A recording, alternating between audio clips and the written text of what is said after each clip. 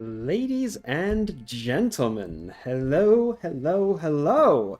My friends, I started a Kickstarter last night or yesterday morning, late morning. It was 11:30 on the dot. I remember because I was looking at the time, it was like 27. I'm like, "Oh, I should wait until it hits the half hour and then I have like a solid I know exactly what time it'll be ending when the conclusion time comes, right?" I set a goal for $3,000, thinking, oh, well, that's pretty ambitious. That might take a little while, but you know what? It's a good minimum that'll allow me to commission the artwork that I need to commission. It'll allow me to, like get a good cover page, or not cover page, but just book cover set up and things like that, right? It's like a good minimum that I need to make the product like more than what I could just do on my own, right? And so I like, okay, we'll set it up that way, and then anything in surplus of that we can use for things like additional artwork, and we can use it for editing services and whatnot, and maybe even, maybe if I get like, a fair bit more than what the goal is, I could even do like an audiobook, for example, right? That would be, wow, that would be spectacular. Um,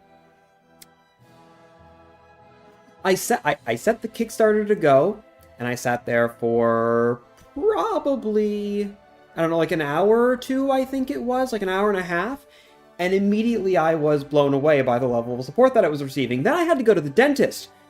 This side of my mouth is still kind of sore from that yesterday. That's beside the point. All sorts of fun dental work I've been having to have done lately. But, when I was done with the dentist, wow, we're like at $800 now. And then just time kept on going by. I published, the video to announce the Kickstarter. I gave a referral link to the fine folks over at Guts and Black Powder. We'll talk about them in a short period of time, don't you worry. I know there's quite a few of you in the chat who are probably very keen for me to talk about that. And that community has like been staggering in their level of enthusiasm and support for this project. And now, just a smidge over, we're about, what, 26 hours? 28 hours, whatever. We're a smidge over 24 hours later, and this is what we're looking at. The goal is very nearly met. We are, see, here's the thing, is like 10 minutes ago, when I was setting up to do this, like to get all of the stream, going, and I was thinking about what I was going to say and how I was going to say it, I had an easier time because the amount of money was 2,200. I'm like, oh, we're only 800 away. Now, what is 3,000 minus 2,277? It's a number. 733, right? No, 23. Ha ha ha, 23. That's crazy to me. Well, Random Man, you or anyone else, if anyone is keen on pre-ordering a copy of the book, which is what we're here to talk about, you'll find a link to it down in the description below. Is this inspired by Guts and Black Powder? Not quite, but again, we'll talk in a brief amount of time here. Yeah, I just want to say that, like, at the very beginning, hold on, just to make sure as well, like, am I peaking by chance? Just because it looks like my volume, how is my volume? Can you hear me okay? Is it okay over the music? Can you not really hear the music at all? Is my voice, like, too loud, too popping or something? Because I can lower that, I'm looking at the little thing going by, and it's like, it's getting into the red fairly often. I can lower my volume if I need be by, like, 3 or 4 or 5 decibels. Let me know. But it is peaking. Volume is good. Volume is great. Now, see, now I'm confused. Which one is it? Loud and clear? But is it too loud? Okay, all right. Well, that's good then. I will ignore the volume on that side of things. Also, speaking of, I'm getting warm. I'm gonna lower. There. That's where my thermostat is. Okay. So, everyone, the Corpse War of 1793. I almost said 1773. I'm a little nervous if you can't tell. This is kind of like weird new territory. This is a big success so far. I'm really excited for it. I started writing this, like my first draft, as I refer to it, the trash draft of this novel idea, a couple of months ago, maybe even up to a year ago now. I'm not sure how long I've been working on it. It's been a while. I've had phases of going in and out of like writing a whole bunch and not as much as I focus on other things, and then writing a whole bunch again. Everything that I have written so far is in here, and also in here. I'm approaching 70,000 words now. I suspect the final story will be around 80 or 90,000 words. Oh, so there you go. We just had a purchase. Very good, very good. It is will it be a graphic novel or just a regular novel? Just a regular novel, which will have artwork within it. Like, you know how, like, it's not really as common these days, I feel like, but it used to be like every chapter in a chapter book would have a piece of artwork beforehand. Just like a little simple design or whatever, but I'm going to be having, hopefully, honestly, it's looking really good that we're going to be able to do so, but my goal, right, is to have a piece of artwork that looks something like this, right, or like, God, I love that picture, or like this, before every individual chapter to introduce like what's going to be happening. And the entire idea behind like the style of the artwork, it was done by Falcon's Fighter Tales. You'll find him here on YouTube. He does fantastic stuff. If you enjoy like aviation history, especially military aviation history, he's your guy. The way that I told him to do it was to aim to have all of the pieces look like charcoal sketches. You can see they're done in the style of a charcoal sketch, as if they were made up by the man who saw these things himself. So it's like, if he's telling you in his recollections, in his account, like, you know, oh, you know, here's how I found this soldier, blah, blah, blah, after he had turned, this is him writing, like, what he saw, right? He saw the sergeant move off with his halberd to try and attack the thing and blah, blah, blah. It's that sort of thing. Have I explored the idea of buckshot for a zombie horde? Not yet. We will be, though. Not to worry. It will be in there. But yeah, buckshot, purple slime is basically where you have a musket ball and then 2 or 3 smaller musket balls all in the same cartridge. So that way when they shoot, it's like a little mini shotgun kind of effect. Oh, and although Hazel, you did not mean buckshot, which was a thing back in the day. You were referring to canister shot, which, oh yes, absolutely, grape shot, canister shot will be a major element in the final battle, in the big battle at the end of the book, which is actually right what I'm up to now to go through and writing it. But anyways, though, like I said, or like I was saying, the entire point, yeah, is that it is a story written from the perspective of an individual soldier, sort of meant to feel like the Recollections of Rifleman Harris, or the memoir of Joseph Plum Martin, or I think Captain Mercer is an artillery commander, like at the Battle of Waterloo and whatnot. It's sort of in that vein, right? It's an individual soldier who saw all of this stuff, and he's writing about his experiences after the fact for a popular audience. So that's the basic conceit of the story. I'm expecting it'll be, like I said, probably around like 80 or 90,000 words, maybe a little bit longer, maybe a little bit shorter. It's fun up a little bit. This is so much fun to see that happen. And the entire point of the Kickstarter, as we have it here, is to provide for, again, more artwork like this, which is all going to be inside the book itself. It's to provide for, sort of in a different style, cover artwork. This. However you describe, like, this kind of, like, design for a cover for the book.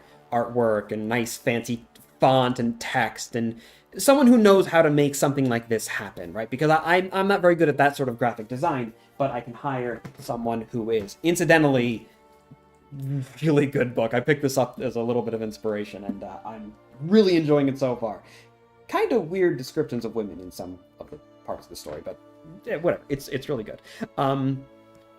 If it's a spoiler, you don't have to say. But are the zombies only contained in the UK? Or are they popping up everywhere? Well, Hasomi, thank you very much for your generosity. I appreciate the super chat, and that is a very good question. I suppose, yeah, you all already know what the basic premise of the whole story is. I can just go off into the questions. So, well, I will say this: it is a little bit of a spoiler. I'm not going to mind spoilers that much in this conversation. If you don't want to be spoiled, you may just not want to be here. But I'm not going to give anything like too crazy away. I don't think, like, if I'm perfectly honest, I don't think that the story itself that I'm telling here is like that crazy inspired. It's a zombie story, right? They come up, they show up, they kill some people, they expand. It just went up again. There's also shenaniganery, and there's a big battle and stuff happens after that, but like it's not like I'm gonna be like changing the formula of how a zombie story works here, right? What I'm interested in with this kind of thing is exploring a difference in the setting, right? I'm a really big fan of zombie media, but I want to know how it would work, how the world would react in an 18th century environment. So for me, I feel like if you're looking for like whether or not to realize whether or not you would enjoy this story or not, what it is a like is an exploration of the world, right? It's an exploration of the setting. It's a very big picture kind of novel in that way. What it's not is like a deep character driven like unique story, if that makes any sense. I mean, obviously I still put thought into especially the main character, who he is, what's going on with him, blah, blah, blah. And I like to think that that's still good. It's just like, that's not the primary focus. I don't think that's the reason why you buy this book. Like, think World War Z, right? Max Brooks' book, World War Z, big inspiration for how I'm doing this. You're not buying World War Z because you're enthralled by the individual characters. It's more because you're interested in, wow, this is a really interesting setting. How is the world playing out as a result of this stuff? What's happening, like, materially on the ground? The way that I like to look at this book, really, is, like, take the Battle of Yonkers chapter in World War Z and expand it out to an entire book. So it's not just the Battle of Yonkers, but it's like the initial outbreak in New York City, it's the army being deployed, it's them figuring out what's going on, and then it's the aftermath of the battle. It's stuff like that, right? That's the reason why, if you're into this kind of stuff, that's the reason why you buy this book. But anyways, and so that's why as well, like, I'll give some light spoilers here, and I think that that's okay. So you asked earlier about whether or not it's contained to the UK or if it hits everywhere. In this book, it is going to be contained to the UK, and in particular, it's contained to a fictionalized town in Norfolk, which is where the bulk of the story is being set. In the very beginning, our main character, him and his buddies are all excited. They're going to go over to Europe. They're thinking that there's going to be a war with France. Well, their war has been declared with France already. And they're looking forward to that, right? They're looking forward to a traditional campaign. They're going to win prize money and promotion and blah, blah, blah, all the things that, like, young men tell themselves when they're going off to war, right? And they're surprised when all of a sudden, oh, hey, you're not going to Plymouth to board a transport ship and go fight, the French. You're going to be redeployed to Norfolk. When I was writing the story, I was basically just thinking of it as being King's Lynn for most of the time. But I have decided I'm going to make it a fictionalized town, not a real one, just so I have a little bit more like room to play with the geography and how things work out exactly without being beholden to like trying to find an exact map of what King's Lynn looked like in that time period.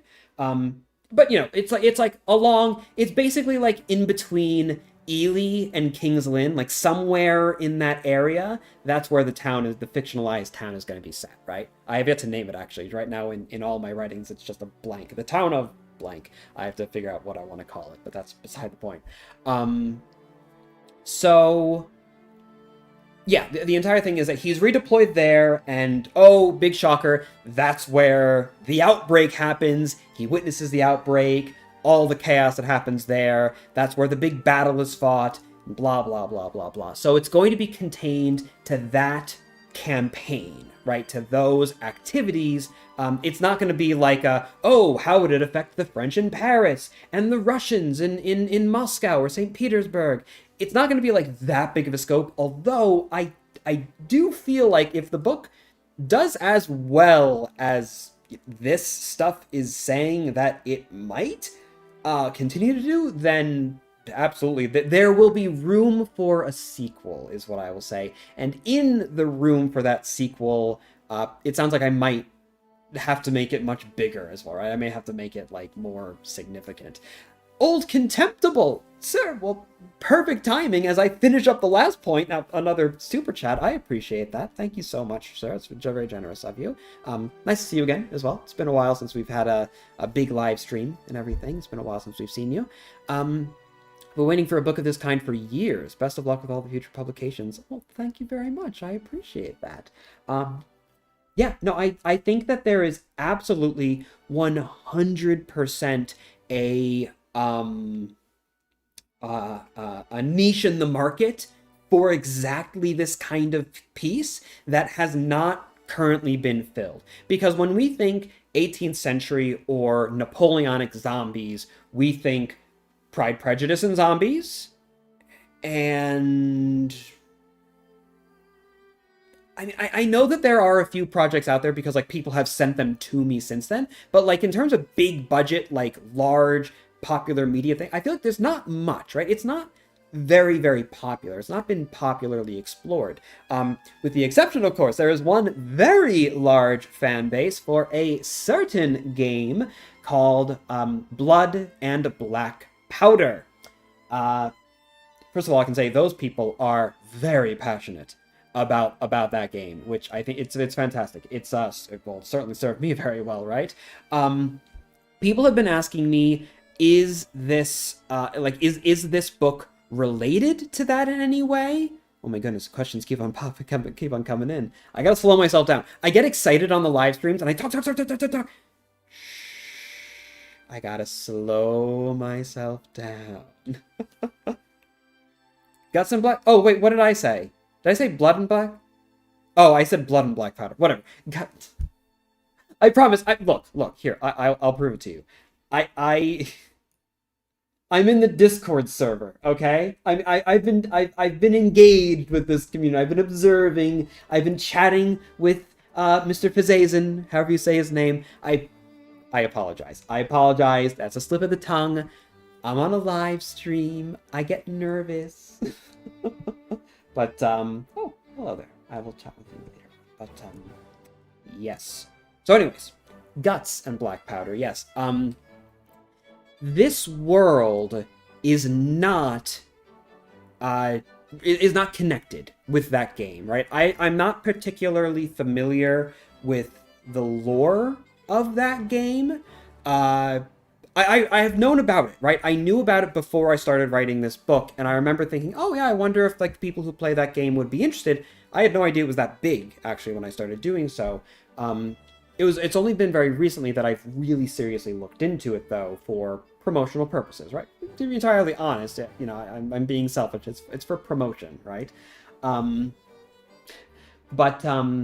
no. So the world, it's not, obviously the setting is very similar. Zombies in an early modern time period, very, very similar, but it's not connected in any way, right? It's not directly inspired by any elements of the story there. There's not like, it's not an unofficial prequel or anything like that. But I do think that fans of the game will be very interested in the world that I'm building and how it all works, and you know, blah blah blah blah blah. So there is like a connection there, like in our world culturally, but in terms of the story itself, there is not a connection. Okay, people keep on giving me money, which is wonderful. But I should probably read those. Hosomi, I will get to you in a second. But first, we have R-Wing20, who has asked, or who gave £5. Thank you very much. That's very generous of you. Always wondered how people of an older era would handle a zombie apocalypse. Bayonets to head training would rapidly become the norm, I assume.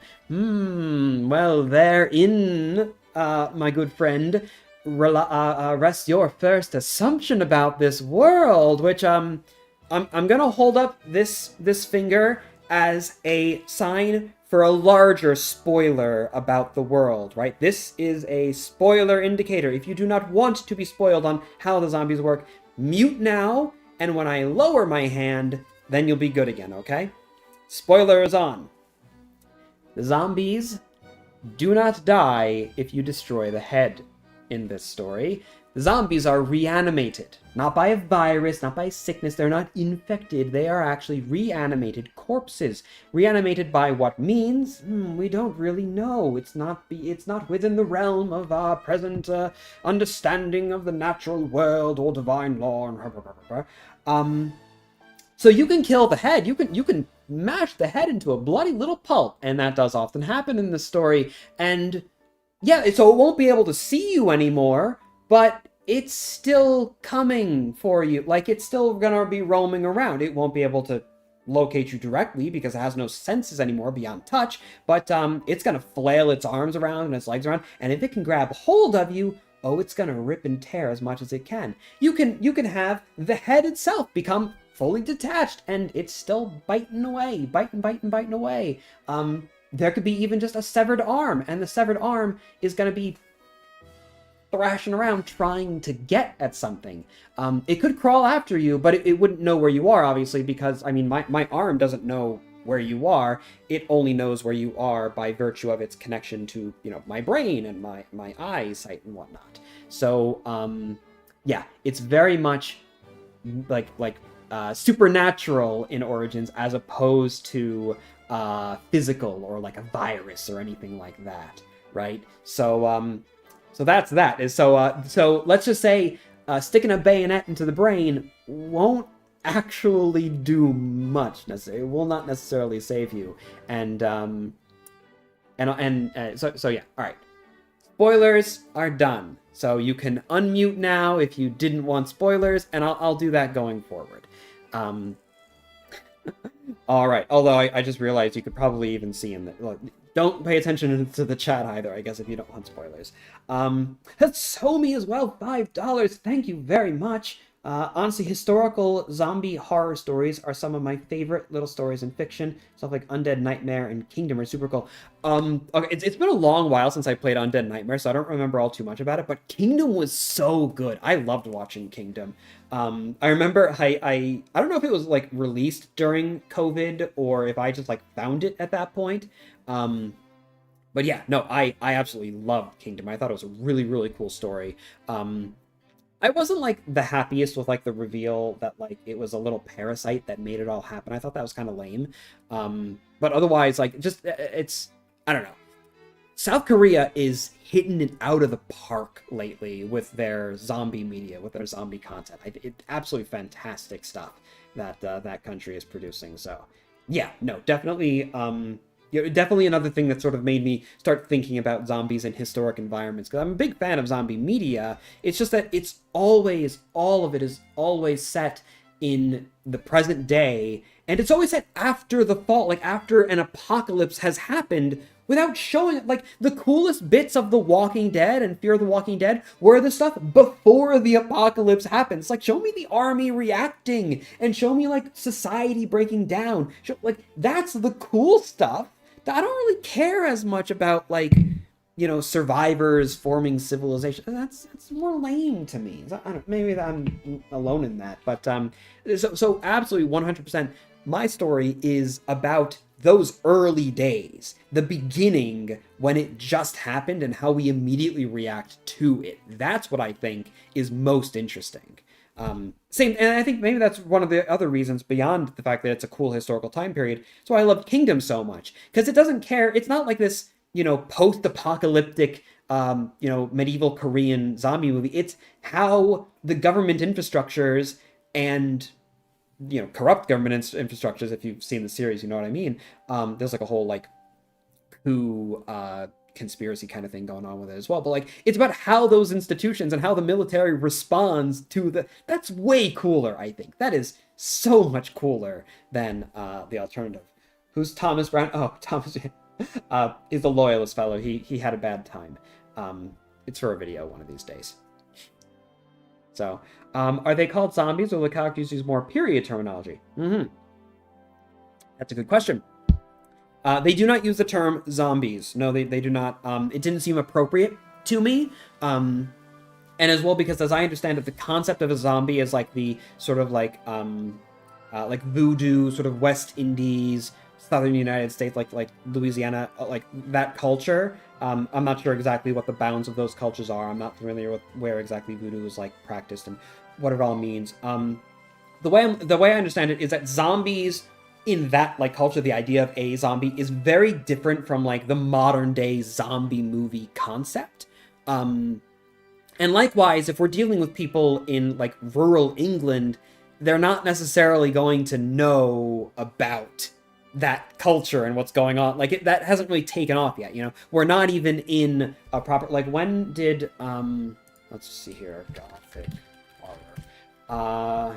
When was Gothic horror? It was like shortly afterwards, wasn't it? It was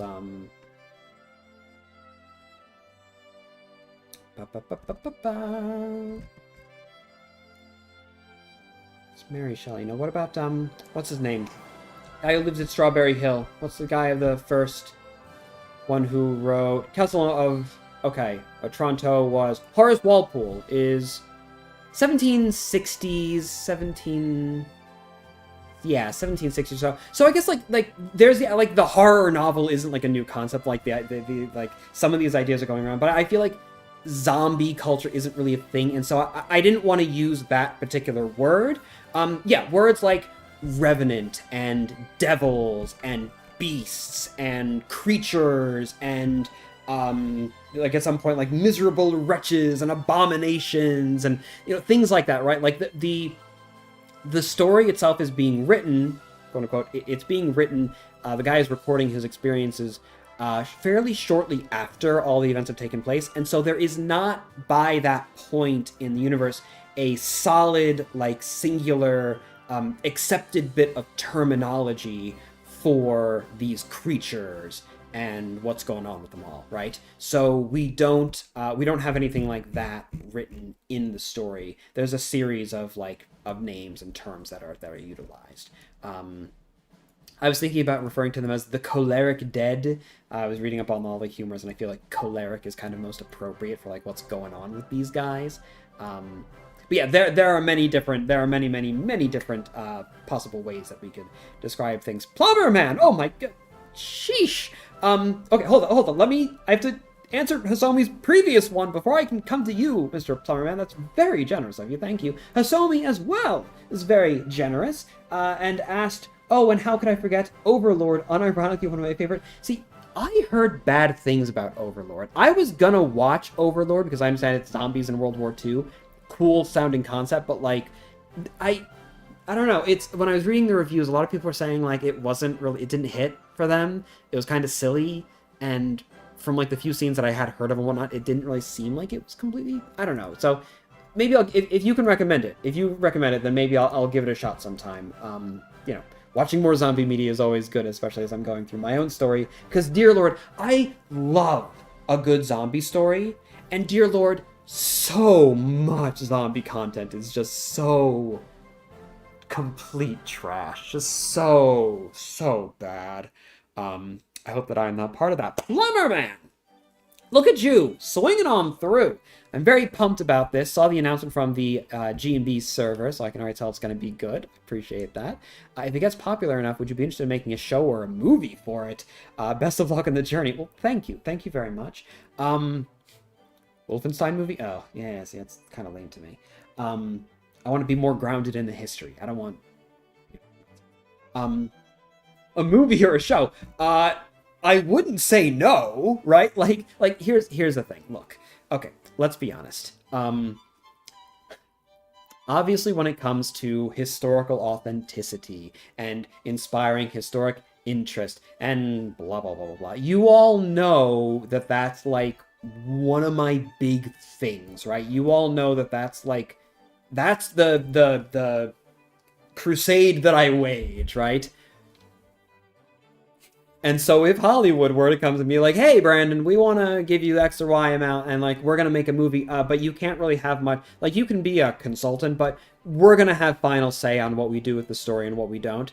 Like, look, I would love to sit here and say to you all, why, I would never deign to do such a thing. I believe in the value of my artistic merits and work and blah, blah, blah, blah, blah.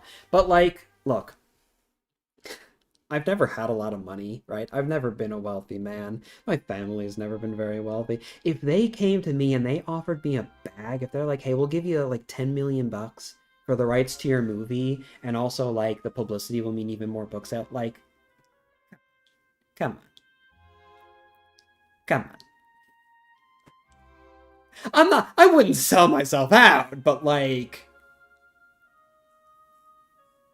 come on. Now that being said, obviously a movie doesn't necessarily have to be like the Hollywood $10 bajillion budget explosion, anything like that. I saw one person saying, get in touch with Ajun Shay, get in touch with Ajun Shay. I have his phone number, actually. We text on a fairly regular basis, I'd say. Well, somewhat regular. I might cameo in one of his new videos. We're in talks about that. But obviously he put together an extraordinary horror film on like a shoestring of a budget. And if that opportunity presented itself to do a project like that, maybe for like a more limited or like more condensed version of the story, so we didn't need like as many numbers and whatnot to make it out, like, I'd be willing to talk. 100%, I'd be willing to talk with you know, anyone over such a prospect. But I also think that it would be a long way out for that sort of thing. It would not be something that I'm looking at like in the next, you know, like year or two, I'm sure. I mean, again, like, if an opportunity came around, I would love to take advantage of it. But, you know, we're not really at that stage of anything. And I'm not going to deign to be like... I'm not going to, like, think of myself, so to say, as like being that much of a success as to it being worthwhile to really think about.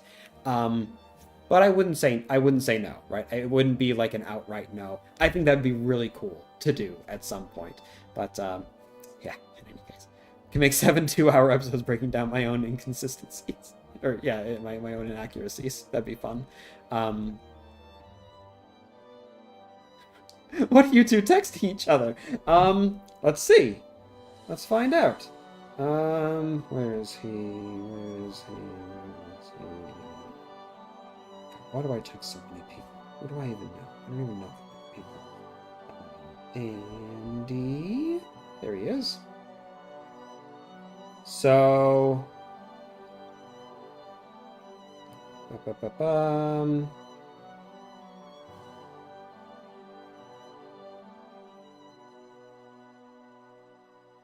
Yeah, at one point there was that thing that happened at New Year's in Louisiana. So I texted him like, "Hey, I knew you weren't there, but like, just want to make sure like you all good." And he said, "Yeah, I'm safe. Didn't go downtown last night." So I texted him. Hold on, there's nothing here that's gonna be like, yeah. So I texted him, "Love you," back. And he loved the image, and he said, "LOL, you too." And then a couple days later, I'm like, "Hey, how do you feel about this for a name of the book?" And he said, "I think that this is punchier than that." I said, "Oh, okay, cool, thank you." And he said, "Oh, and by the way, I started writing the first few cases of video. Do you interested in seeing a draft? I'd love for feedback, blah, blah, blah." Stuff like that. Mainly business things. Anyways. We're up to 69 pre-orders, my friend. Look at that. Isn't that absolutely gorgeous? It's entirely possible that we will actually that we will meet the goal for the Kickstarter within 48 hours, which is absolutely spectacular.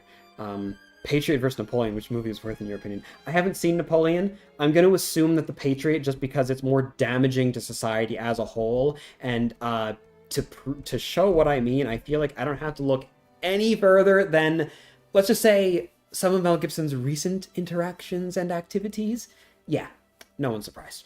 No one's surprised at all. Anyways,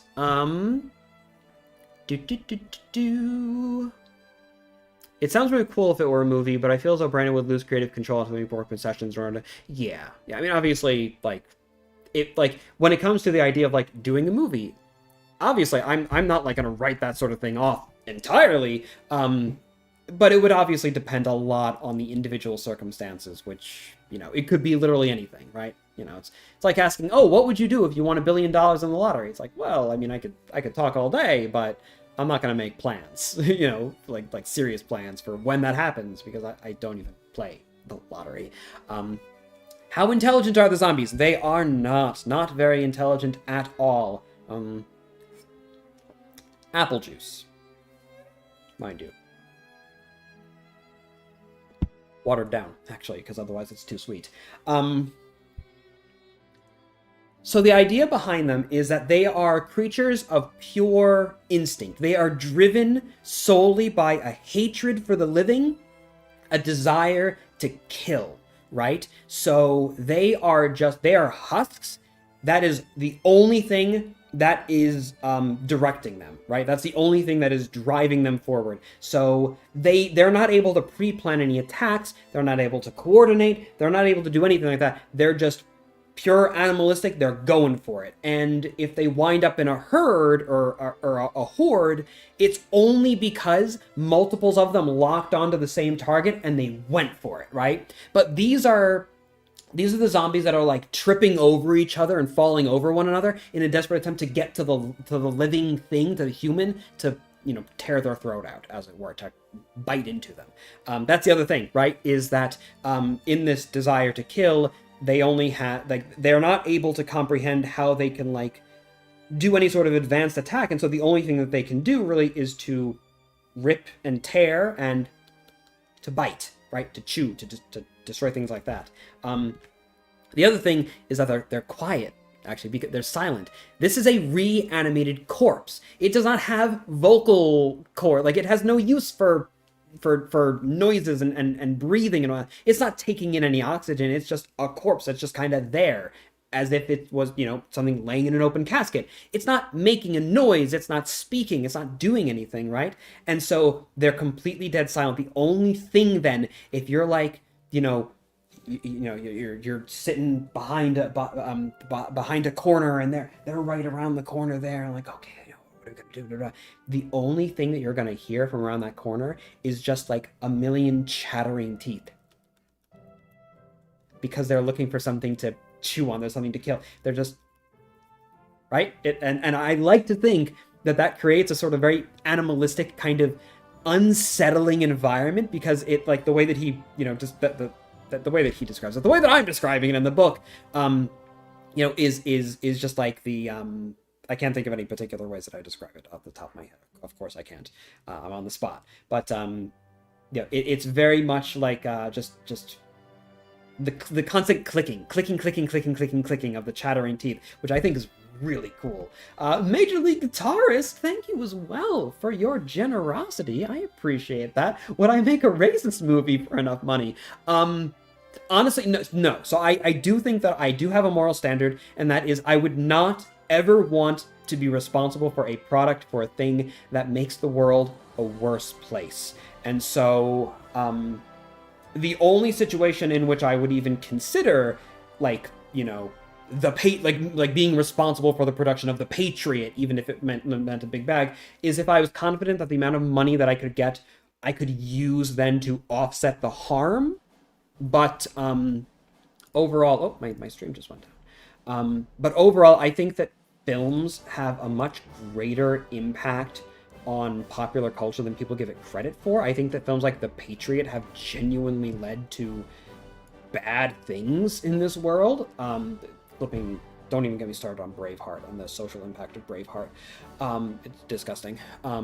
So no, so that is a level that I would not cross, because I do believe that, you know, obviously, like if they made a movie about my book and, like, they got the uniforms all wrong and they, like, butchered my story, yeah, that'd be frustrating and that would be stupid and I'd be angry about that. But it's not like that's actively making the world that much of a worse place, right? It's not going to be like impacting things in that regard. Whereas like a film that is promoting negative racial stereotypes or like really warped versions of history that can then have an impact on people's like political views, for example, that's different, right? That's a whole other level.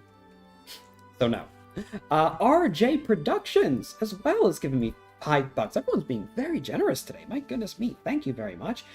How long can the undead be dead before reanimating? I imagine there won't be a bunch of severely decayed bodies and skeletal corpses crawling out of the dirt. No. So,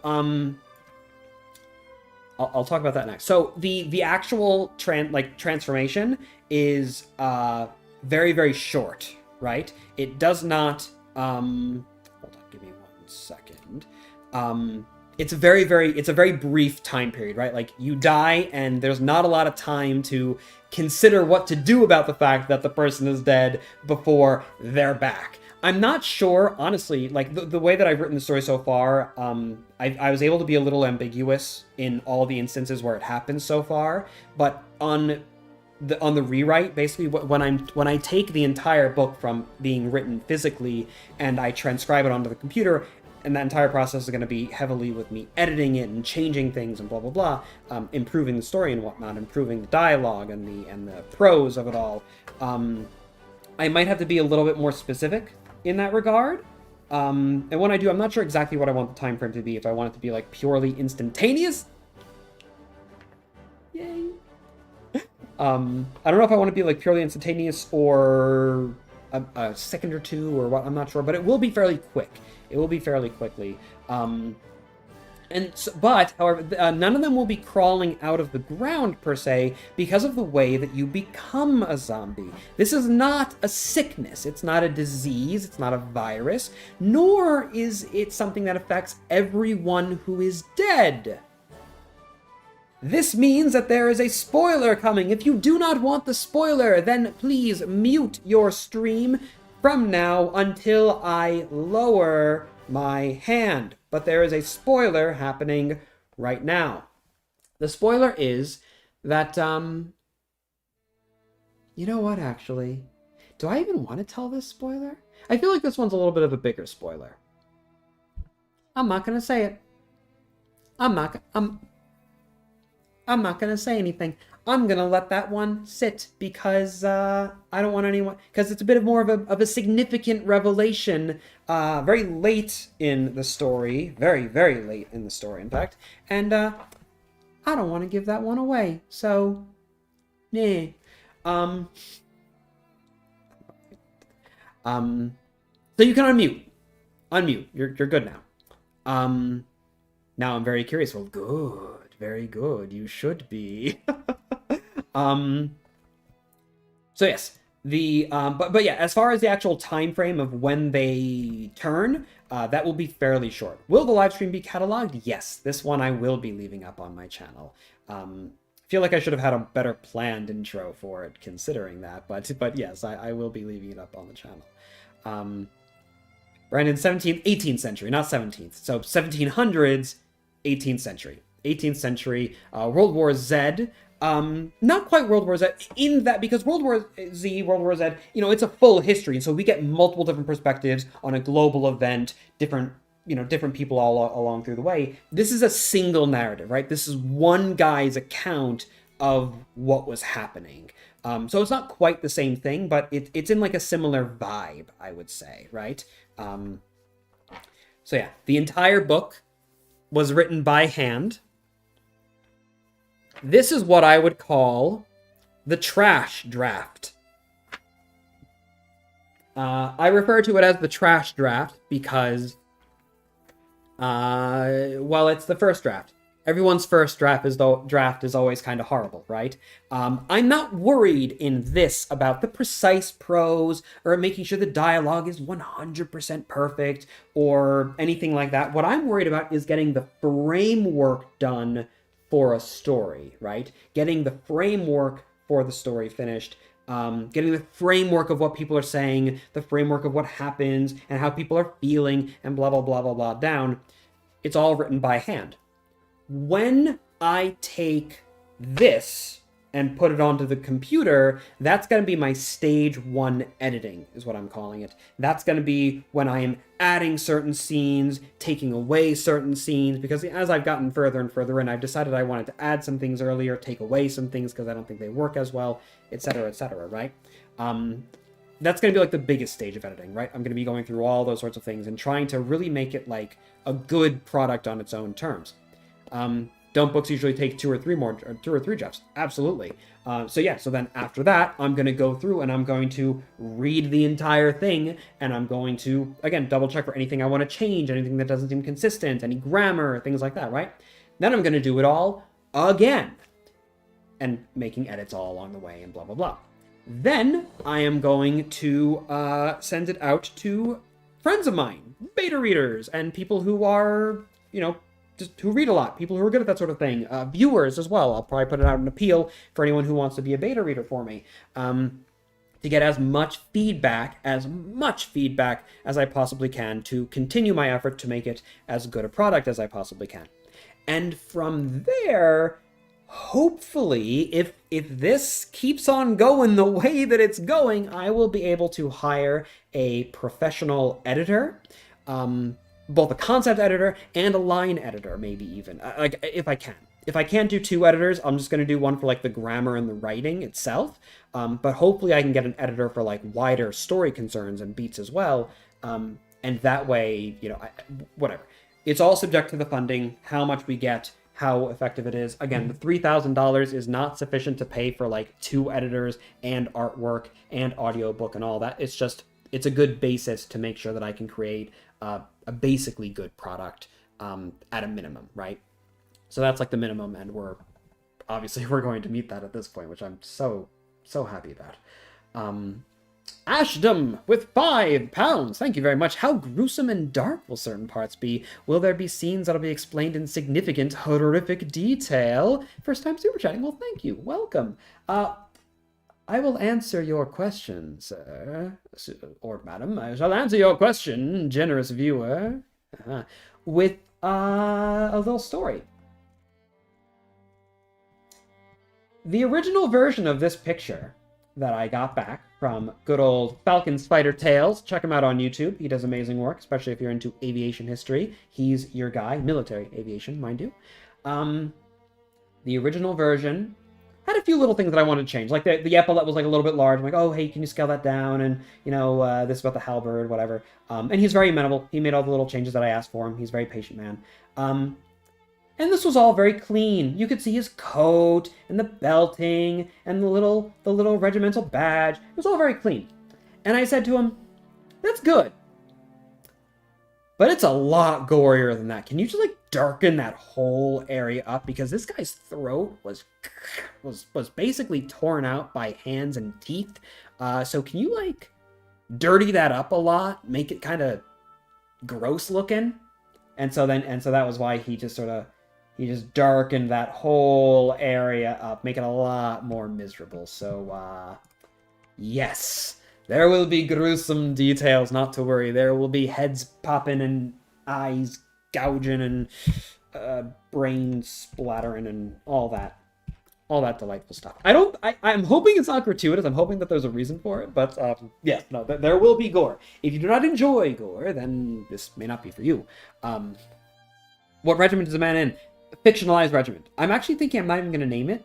I've gotten away without naming it so far in the book, but the entire point is that it's going to be a purely fictionalized environment within real history.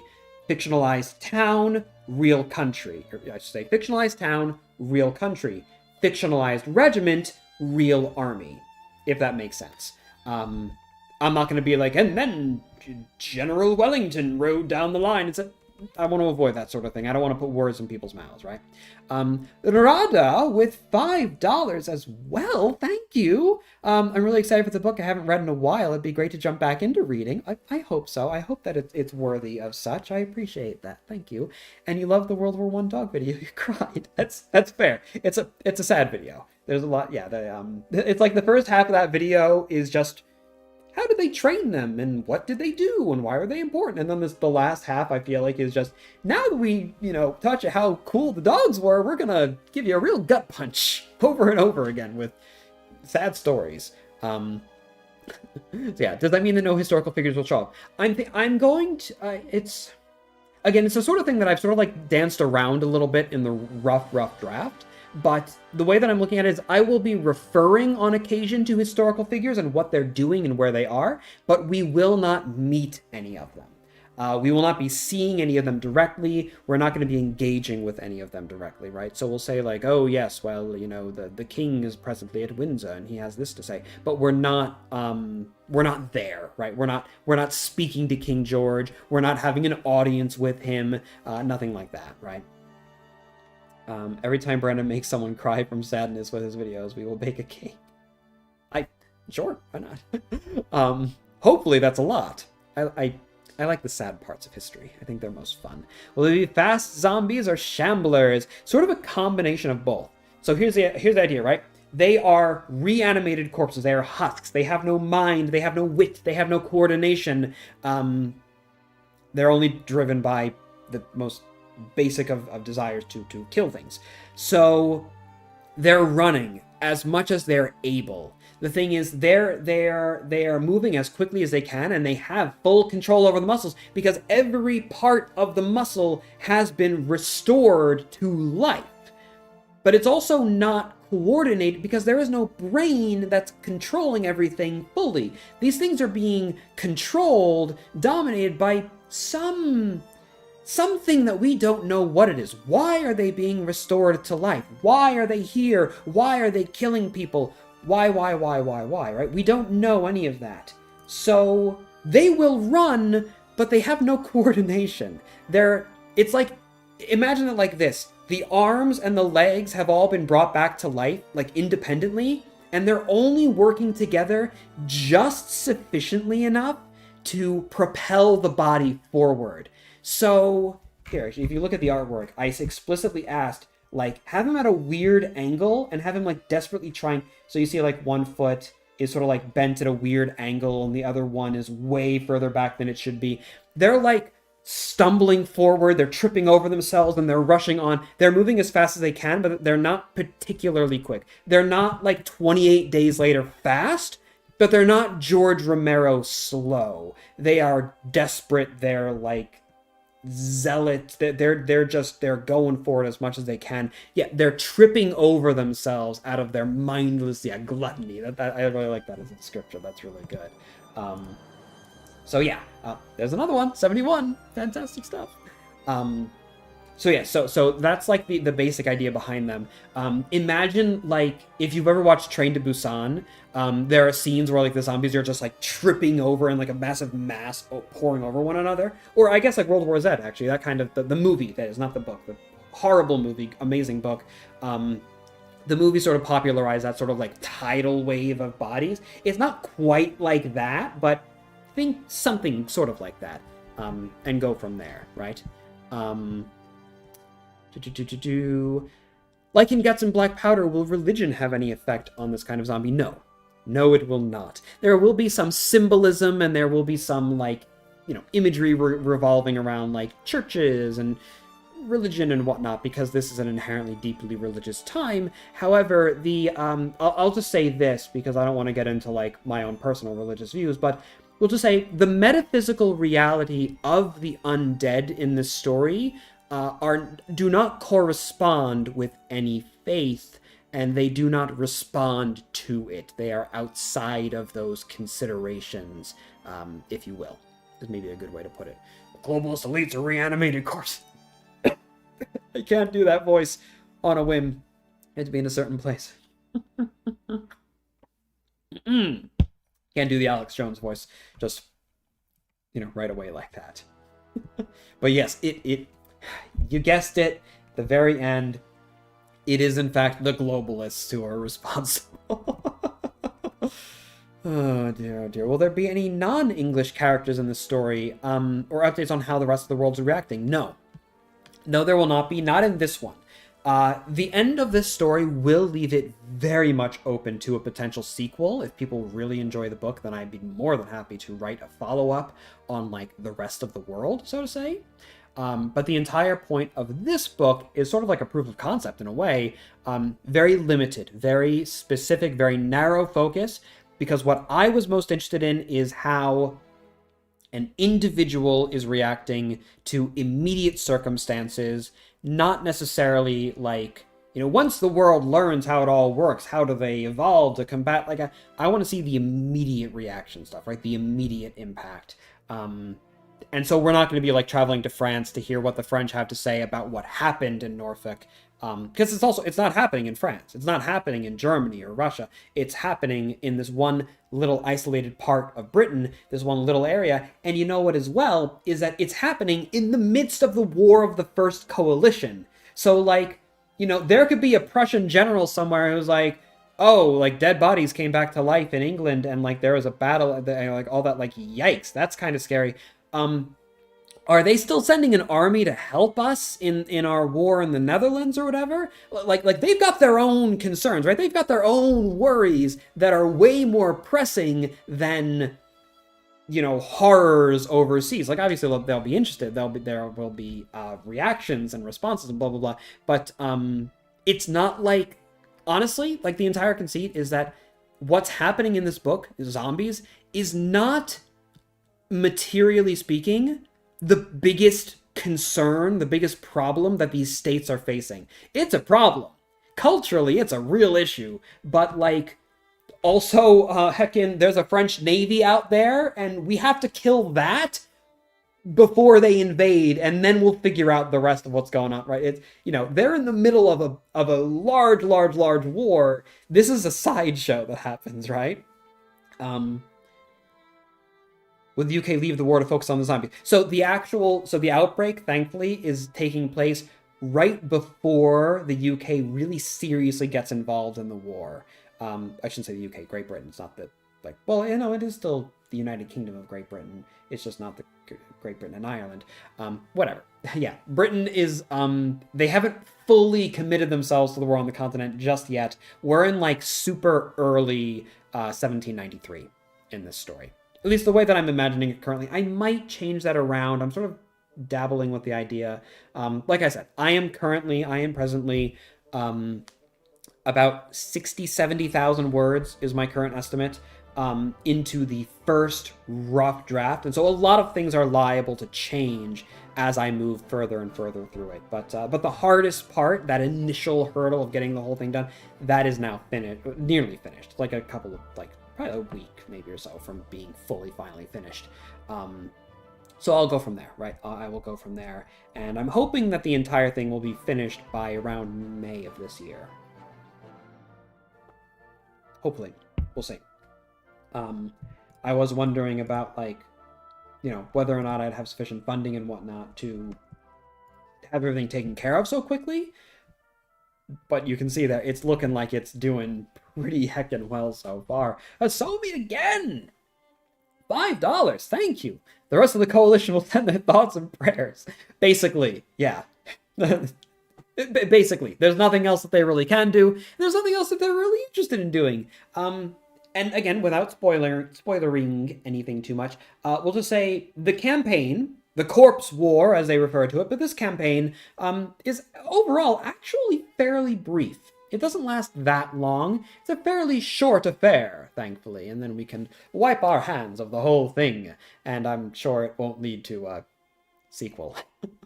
Brandon F. is giving us a zombie summer. There you go. Exactly. Where'd you take inspiration for the theme? So, I've been wanting to write a work of fiction for a long while now, actually. The original story, as I had intended, as I was, like, conceiving of it, was actually in a purely like fantasy world, a purely fictionalized environment. And the entire idea was that, like, basically a Lovecraftian big bad of some sort appeared in that fictional world that was otherwise, like, purely, like, historical in terms of its flavoring, and exploring how the world reacts to that. But as I was sort of getting into writing it, it wasn't really ringing true to me, and I I wanted to focus more on writing than I did on like world building stuff. So it's like, you know what, all right, maybe we will do like historical thing. We'll do like the real world. And and then maybe like instead of one big novel where like everything is taking part, basically I just over time the ideas around the story shifted and changed sufficiently, and I decided to be much more narrow in my focus, and we wound up here. Right? We wound up here. There's a whole bunch of different like horror novels within a historical setting that I want to do. I have many ideas. This is just the first one. I'm not as of yet sure if I want them to all be like loosely connected in some way or purely independent. Honestly, I was originally thinking, right, the original plan, right, was for within a Napoleonic world, like I said, like a sort of a Lovecraftian fantastical horror from beyond this world like appears, and it like affects the world in weird and different ways around the world, and I would have stories about all the different ways that it's doing so and how the world reacts and how they try to stop the thing and blah blah blah. And the initial thing, the first thing that happened as a result of the Fantasy Big Bad was going to be corpses rise in Norfolk, and I was going to go from there. But honestly, now, the more and more I think about it, I just kind of like this being its own standalone world, its own thing, purely independent of all the other story ideas that I have, and it'll just be a different world every story. Now, they don't necessarily have to be connected. Maybe some of them are connected, maybe some of them aren't. We get to figure out which ones are and are not along the way. Something like that, right? Like Stephen King. He writes a whole bunch of horror novels, but none of them are necessarily connected. Most of them are independent little stories. I've never read anything by Stephen King. Why Norfolk? Well, I'm familiar with it. It's nice and flat, which is relevant for a part of the story. And it's kind of boring. Not a lot happens there, right? It's not really it's not the most exciting part of the country. And I thought, you know what? That works. I like it. I also used to live in King's Lynn. For about I don't know, not even all that long really, but I spent some time living in King's Lynn, and so I was thinking about that being the place. The original plan was for King's Lynn to be where the zombies showed up, but then I decided that I was going to do a fictionalized town that is just widely inspired by King's Lynn. It is pretty flat. It is. It's not the most exciting part of the country to take a train ride through. We'll just say that. But still beautiful. Beautiful in its own way. I really like it. I love the place. Am I British? I am not. I am very American. I am in Massachusetts right now, although I'm originally from Ohio. The Brandon multiverse. Yeah, there you go. The Brandon cinematic universe. Is the zombie outbreak in the book supposed to be from an infection or virus, or supernatural? That was something that we talked about earlier in the stream, but yeah, definitely supernatural, not a physical phenomena, right?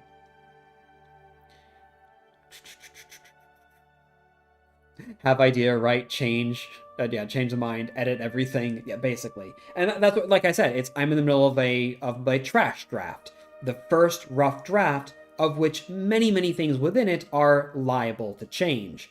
How does zombie outbreak impact the local economy? I'm not going to get into that because that would get into spoilery territory, but not that much, actually. Family parked caravan holiday in King's Lynn. Yeah, it's a nice little area. You know, there's not a lot going on there, but it's peaceful, it's quiet. There's the water access. That's what you need. Green Mountain coming in just to say Skibbity, Ohio. Oy vey. Oy. How badly does a corpse have to be broken down to stop being a threat? Until it can't get you anymore. So if you can remove its arms and legs, and it's just kind of laying there, and you can avoid it, then it won't be a danger at all. But for the most part, let's just say there's going to be a lot of canister shot used in this. Are there zombie variants? No, they're all going to be the exact same kind of zombie. They are purely reanimated corpses. They're not gaining any sort of special abilities. They're not gaining any super strength or superpowers or anything. They're not spitting bile or whatnot. They are just reanimated corpses in the purest sense of the words. Rada, once again, thank you. Tackle monsters during the U.S. Civil War. Maybe sometime. The thing is, I'm not as familiar with the Civil War as like a historical time period. If I were to do a Civil War story, I think I would want to have it be set in like a very narrow perspective, right? It would be like one particular battle or one particular place or one particular thing, so I can like really dedicate some serious time to like throwing myself into becoming familiar with that idea, that time period, so I could write through that. The reason why I feel a lot more comfortable to be like a little bit more loosey-goosey with this story and like setting in like a more unique environment to want to is just because I know the time period a lot better, right? Like I know the way that an officer is going to be interacting with his men. I know the way that the military is operating administratively and tactically. Like I'm just, you know, I'm more familiar with this time period, and so I feel a lot more comfortable setting a story within it. But absolutely, like if this story does as well as I'm hoping it will, honestly, I have so many more ideas for horror like themed things, throughout in historical fiction settings. And I'm definitely hoping to continue with such. And there'll be many, many different things as we move along. Revolutionary War Zombies went, 1790s I thought was pretty appropriate. Because it's like, we're still kind of getting like the old uniforms and like the drill from older time periods, but we're also getting into like the French Revolution. 1790s is a fun time period, so we're sticking with that. Do the infected eat anything that moves or only humans? So they do not eat people per se. They are there to kill the people. They're not interested in eating the people. They just want to kill them. And they obviously do so through the means that they have available. Hands and teeth. They bite, they rip, they tear. That's how they do. Will headless zombies exist? Yes. I talked about that earlier, but yes, 100%. There will be significant numbers of them. Because if you take off the head, they don't necessarily die.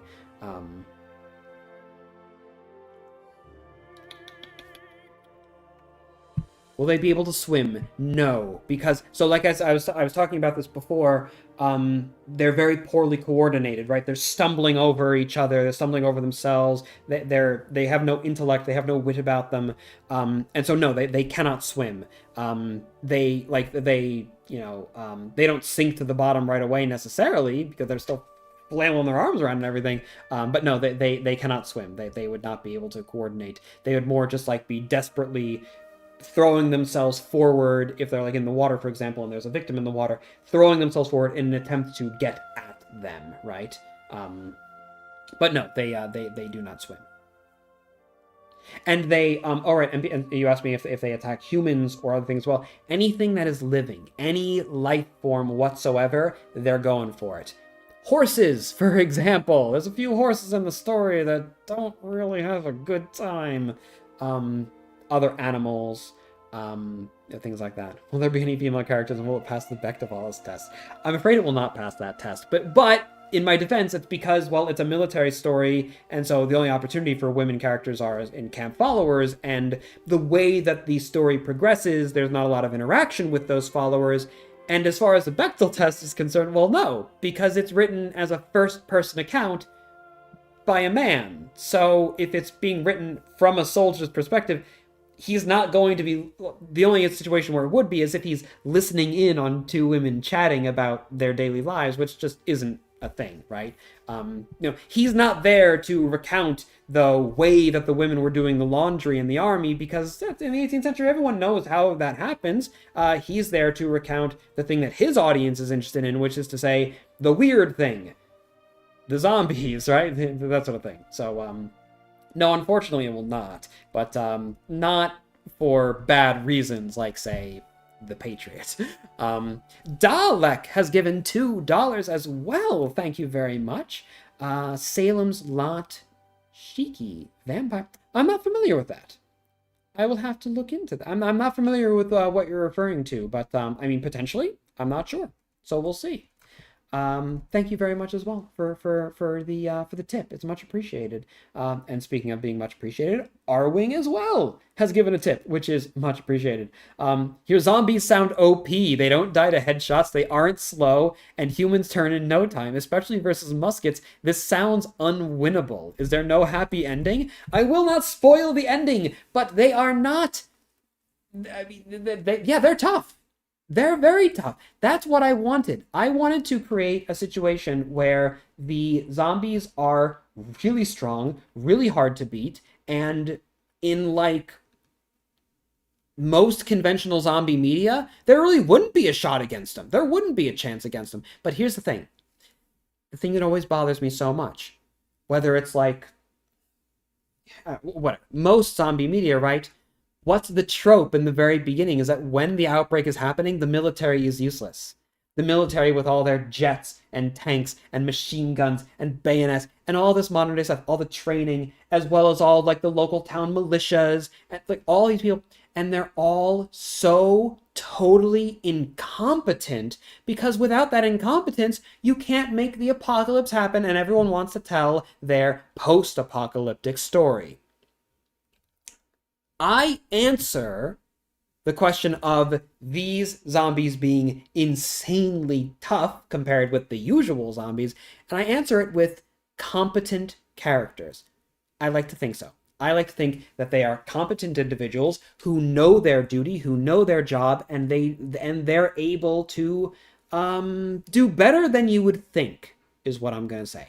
They do better than you would think because of how zombie media has trained us to believe that a military would operate. Like flipping, think about that, like that scene in Fear the Walking Dead when the military base gets overrun. They have like a single watchtower with two guys sitting up there with like a spotlight, a chain link fence, and they're around the corner so that when the horde just comes around, they're like 15 feet away, and now the military is aware of this happening. They're like, oh man, we got contacts on the West Gate. Like, you should have had pickets, like, way off in the distance. You should have been able to say, oh, hey, there's a horde coming. You could have radioed that in, like, flipping a mile or two out. How did they? What are you doing? What is you have night vision goggles and radios and helicopter like it's so frustrating because it's like that's always the coolest part of any zombie apocalypse story is the beginning part when the military is first reacting, but then they're so horrifically incompetent with like come on now. It's lame, it's silly. I want something that makes sense. I outline certain rules for how everything works. Let's see how it plays out, and I hope that I do so in a way that makes sense, in a way that is logical for the time period, and demonstrates if the battle were to really happen, how it would really happen. That is my hope. That's what I'm aiming for. That's the dream, right? Whether or not I succeed, who knows? We'll find out. I'm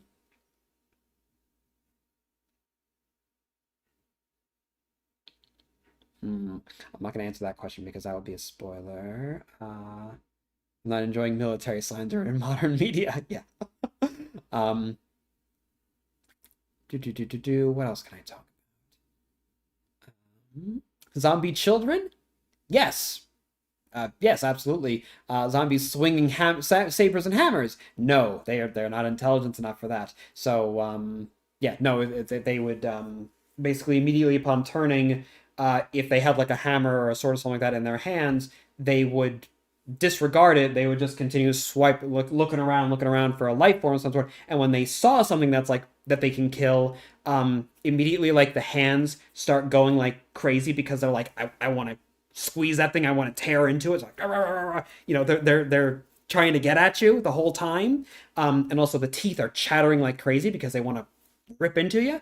And so in that process, they would drop anything that they're carrying, more or less. So, you know, there's that.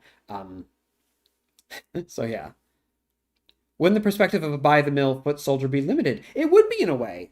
It would be limited in certain regards. And so there are a few moments in the narrative where like things are happening in the wider world and the soldier takes a step back and he basically says like you know, like, so hey, while I was in this encampment, as I later learned, this other thing was happening over there. And he offers like a brief description of like, I understand that the 14th regiments moved up in this position and blah blah blah blah blah blah blah. Like that was what's happening over there. Here's what I saw, right? So yes, it is more limited. We're not hearing about like what all the high and mighty generals are planning, and we're not hearing about like all the global events. We're learning about what this guy individually saw because that's what he's writing about. And I think that that's a lot more interesting, honestly. I think that that's the best kind of story, especially in a historic environment. So yeah, no, it is limited, and in that limitation, I think it's strong, honestly. I think that it's good for that reason, right? Um, Are the zombies racist against the French? Well, duh. Of course, of course they are. When your zombies are moving, do they walk with outstretched arms or with their arms lowered, like in the Lost from XCOM 2? I do know XCOM 2, but I'm not familiar with I don't remember the Lost. It's been years since I played XCOM. But their arms are outstretched just because they're like desperately trying to get at you, right? They're not, going like this, all limp and yeah, but they're trying to get you, right?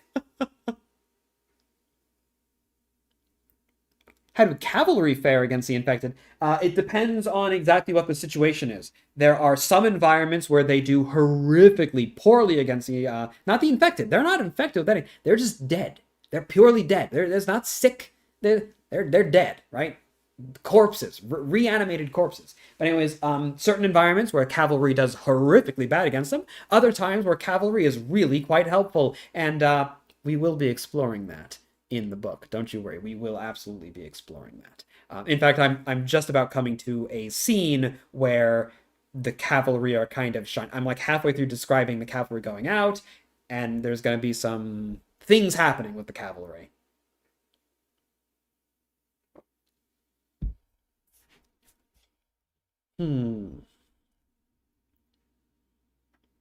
Mostly interested in how virulent it is.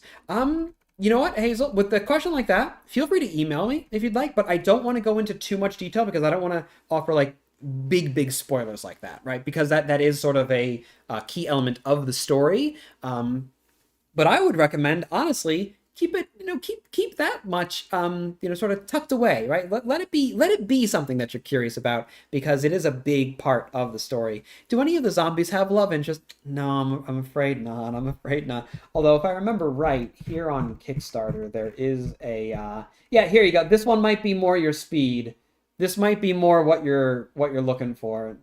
Okay, I'm not even gonna highlight over that because I'm not sure where that's going, but yeah, so that one might be a little bit more speed if that's what you're after. This looks fun. This looks pretty cool. I should look into that. Yeah, I am blown away, honestly, with the level of support that this project has received. I mean, look at this chart. For goodness sake, look at that. That's a lot more than I thought it was going to be. That is a whole heck of a lot more than I thought it was going to be. Yeah, I guess I can show you this as well. I gave a referral link, right, to the Guts and Black Powder Discord server. I'm going to pay the owner of that server a commission for all of the sales that he brought in. I'm going to give him 10%, so that's now up to $70. That community is crazy. They are very excited for this project, which I am very happy about. I am currently in communication with already at least one YouTuber who makes videos for Guts and Black Powder. I'm going to give him, as soon as I'm off of this live stream, I'm going to respond to, actually I have quite a few emails that I need to reply to. I'm going to reply to him, among others, where I will give him a referral link. Hopefully he can promote it. I am going to give hopefully a few other creators referral links and whatnot. So yeah, it's good stuff. Good stuff.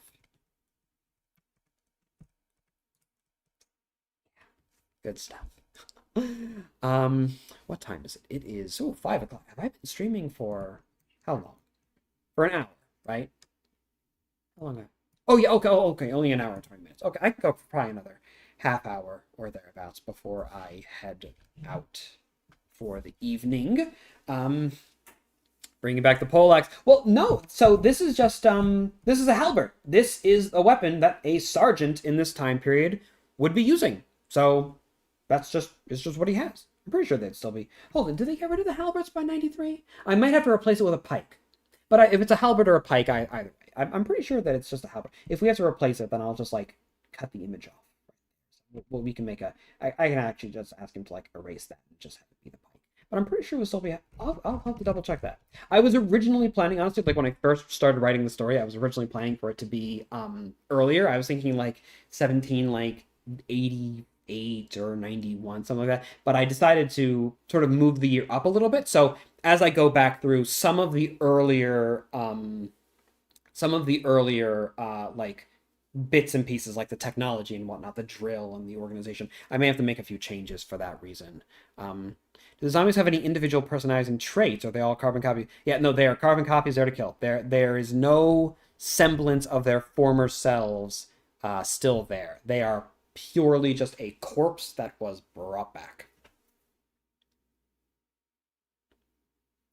Oh, you know, so bone meal, they weren't like in use like for combat purposes. They were long ceremonial way prior to that point. The only question is, were they still being issued with them or not? I'm not sure. I have to look up that up. Because I know by 1815, sergeants are having pikes, not halberds. Just sort of a change in the fashion of it. I'll have to look it up. Is the character part of the Fencibles or in the regular army? So he is in the regular army, although there will be a significant showing of Fencibles and local volunteer corps, as well as regular army in the overall story.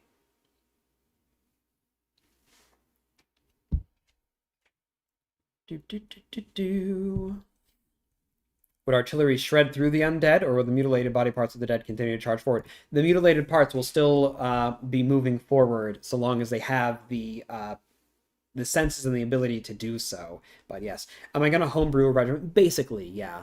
So it's going to be, again, like fictionalized units and whatnot within a real environment, just to avoid like giving anyone a good or bad reputation, like when they were a real unit historically.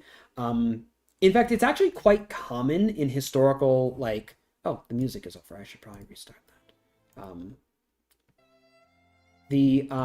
It's quite common in historical narratives for for people to like censor the names even of like regiments and particular people and groups and whatnot, or just to not mention them. They'll say like, oh, my regiment did this, my regiment did that, but they don't like explicitly mention who their regiments are. Or even what their rank, like some of the accounts that I've read, they don't even mention like what their rank is. So I might do something like that, to just like not say the name of the regiment that they're in, to make it easier for people to like sort of, you know, imagine whatever like thing that they think would look best and be most interesting, as it were. But yeah. Any makeshift weapons, farming implements, for example? Not really. No. Not explicitly in the story so far, at least. No, there are not. Because I think that's the sort of thing that, like, you know, if you buy a book that is 18th century zombies, you're not wanting them to all of a sudden put together like clubs with nails driven through them. I don't care about, and like flamethrowers. No, I want to see muskets and swords and bayonets and cannon and, you know, things like that, right? Is this a major historical event in the book's universe, or is some top secret thing that's only coming to light from the recollections? No, it is the historical event. Everyone knows about what happened after the fact. And the reason why this guy is writing the book is to provide his account of it all, because in his mind, a lot of like false ideas about everything that happened are circulating around, because everyone just starts talking. You know, everyone's going on about what happened and what their opinion is and blah, blah, blah. And he's coming in and be like, no, people, this was not just a mass hysteria or a fever that was causing this. This was something different, and I'm going to prove it to you. I'm going to tell you about every little thing that I saw that proves it was not that, right? Yeah, it would also be very difficult. Like, even if they wanted to cover it up back, like, historically, it'd be very difficult to actually do so. Unless it only affected, like, a very, very small number of people, but this does not. It takes out, like, an entire town, you know?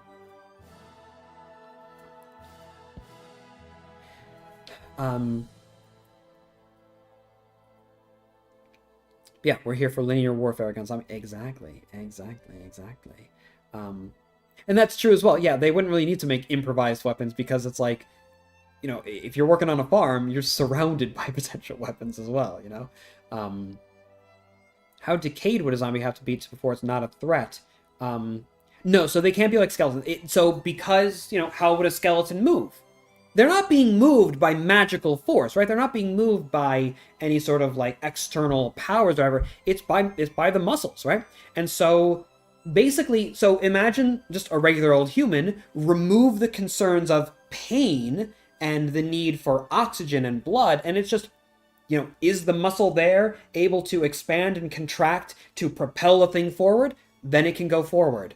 You know, is it shredded to bits? Well, not, and yeah, then like a little, you know, like a, you know, you could rip the zombie heart out, so to say, or no, because the heart isn't beating because it's not related, whatever. That's in lore purposes and reasons, right? The blood isn't pumping, but you know, if you could like rip out like a bit of the muscle, I guess, of the zombie, and it'll still be like expanding and contracting, trying to move, trying to do something, but obviously it's not a threat anymore, right? Because it's just a mess of tissue. But if there's like a jawbone that still has enough of the muscles in there that it can, well, then there you go, right? Snap the Achilles tendons. Well, it could still go on the stump of a foot. Doesn't need to have ankle use. It can still go on the stump, right? Would a finger be flopping around? Yeah, theoretically.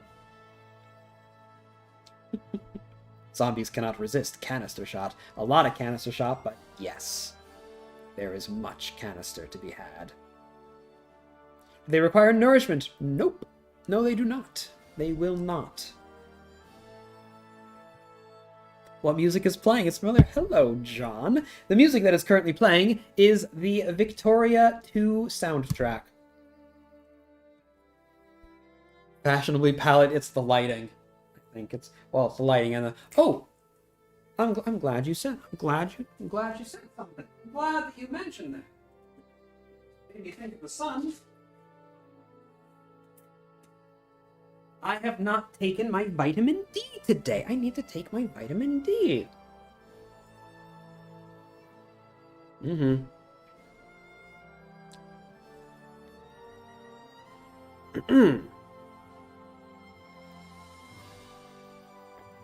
There. Vitamin D is taken. Check. Hello, everyone. Do the undead spread or do they stay in Britain? So for this story, for the purposes of this story, they're only in Britain. This is a specific singular campaign against the Zimblezambles. You know, the Corpse War, as it were, is a limited affair. But could this only be the first Corpse War? Maybe. Depends on how well the book sells and if I make a sequel to it or not. That'll determine if the zombies keep on going or not. He leaves me all the time. He's very sad. I'm sorry, John. I know. I'm sorry. Being fashionably pale is a reference to his next book, the story of the vampire war. Yeah, exactly. Exactly. Would a knock gun be in any way effective against the zombies? I'm not. I mean, like, theoretically, I'm not gonna search. Theoretically, yes, but because that's the sort of thing that wasn't particularly common in the time period, I'm not gonna have it featured, right? I don't want there to be like weird, you know, specials. I want it to be like, this is a common soldier with what is commonly available dealing with an unusual problem. I don't want unusual solutions. I want the world in its most standard form and how it's reacting, right? So no knock guns or anything like that. There will, however, be wall guns. A few, one or two. one or two wall guns thrown into the mix. I believe you applied the lipstick during the cut. Did I? Am I looking particularly pretty now? Do we have the Girondoni air rifle? No air rifles. We're only going to be seeing practical firearms.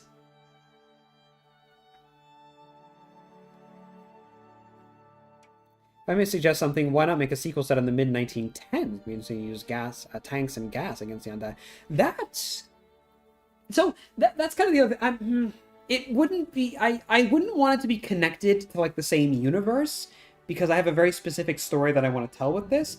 And then it's like, can I really just do multiple stories, though, with, like, the same kind of zombies appearing over and over? I do want to do a World War I story. I absolutely want to do a World War I story one of these days. But I don't think it would be zombies. I think it'd be something different. I think it'd be something a little bit more, like, appropriate for the time period, if that makes sense, right? And there are other reasons I haven't, other reasons that I haven't really gotten into why I don't want to do zombies during World War One, relating to how the zombies in this world function and, like, how the story ends. But one of these, but there will be a World War I story at some point. I am sure of it. Again, assuming that, like, I can keep on doing fiction books and make that a bigger part of my career, which I really, really want to. I really hope that I can. So far, it definitely seems like there is sufficient interest to justify my doing so. I mean, something like Philosophy got, like, 350 pre-orders over the span of, like, months. This got 72 pre-orders already in less than 48 hours. We are still, like, what? We're not even, like, a day and a half into it. We're a day and a couple of hours into this Kickstarter, and I mean, it's going spectacularly well. It slowed down a little bit from, like, when I started the stream, but, like, all the same, it's crazy success so far, and I am humbled, and I am blown away, and I'm very happy about it. Very, very happy about it. I have enough family stories to not need World War I fiction horror. Yeah, that's true. World War I is already horrific enough, isn't it, without needing it to be a fictional story.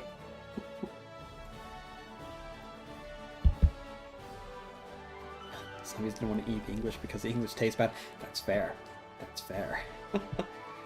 How effective would a puckle gun be? I mean, they're just not very good as it is, you know? So not particular. I would not say particularly helpful at all. There's a reason why they weren't used in the regular military, right? They put them on, like, what, like 2 ships, I think? Something like that? Yeah.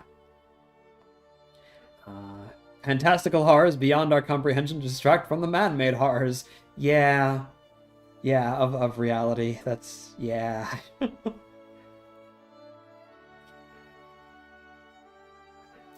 this mean zombies are possible in the modern day for this universe, or do they find some way to permanently prevent them? Honestly, I haven't yet decided. I have not yet fully decided. I'm thinking that theoretically it would be maybe possible. I don't know. I haven't yet decided exactly, precisely how I end the stories will have a large impact on that sort of thing. That all being said, though, I will not be making any stories, like, set in the modern day, because as well, the thing is like, you know, immediately after, like, zombies become a major, like, significant problem in the world, well, all of a sudden that means that, like, the world is irrevocably changed, and it would look nothing at all like our modern day world, right? And I'm not interested in that. That becomes post-apocalyptic at that point, at least on some level. It's like post-event. And I don't care about post the event. I want the event, right? That's what I find interesting. And so if I do make a sequel to this book, it would only go so far into the future, and then any subsequent stories would be, like, within that, like, Napoleonic time frame, right? I would never want to go past, like, 1815, 1816 or so, because the minute we start having, like, specialized zombie hunting equipment and zombie hunting units and people seeing a zombie and they're like, oh, I've dealt with this before, that's when I lose interest, right? That's when it stops becoming it stops becoming so interesting to me. I want it to be mysterious and scary and weird and unknowable and confusing. You know, that's where the horror comes in. That's where the excitement comes in. You know, the problem with something like The Walking Dead, for example, going past like a season or two, and look what happened after the second season. Look how it went downhill. It's because it becomes so standard. It's no longer like, Jesus Christ, what the heck is that thing? It's like, oh yeah, we got 2, 3, 4. And only 4 of them was 3 of us. We can, yeah, no problem. We can take these guys. Like that shouldn't. What? No. Zombie busters. Yeah, exactly. I know you said in your recent video that Spec Ops units didn't really happen in this time period, but fighting zombies required different training compared to. Yeah, so like that's the kind of question that honestly I'm not as interested in. I'm not. I don't want to get into that sort of thing. So I'm not really gonna. I'm not really going to. At least not in the first book. If there is a second book, then it might get into like somewhat more of that kind of stuff, but in general, that's not what I'm interested in, right? That's not where my appeal is for this kind of media. Have I heard about Trench Crusade? I have. I love so much of the imagery of Trench Crusade. I need to look more into it. I haven't really like read up on the lore too much. Like a friend of mine who's like kind of into it has given me like a little bit of a primer. But I need to look more into it. I really want to look more into it because like some of that concept art is so cool. How do they infect other people? Well, John, you'll have to read the book for that. That's the one thing that I don't want to give a spoiler about because it's like actually kind of a big reveal at the end, and I don't want to spoil that. It's not like crazy like out there or anything though. It's like pretty standard for zombie media, I would still say. Like it's still like you still need to be attacked and like and you know and bitten and everything by a zombie in order to turn into a zombie. It's just like not a virus. It's not a sickness, right? That's the overall point. Who is the artist? Who is the artist of this? Do you mean? The artist of this is Falcon's Fighter Tales. I'll pop his channel up here actually, and we can. I'll show you what he does. He's really good.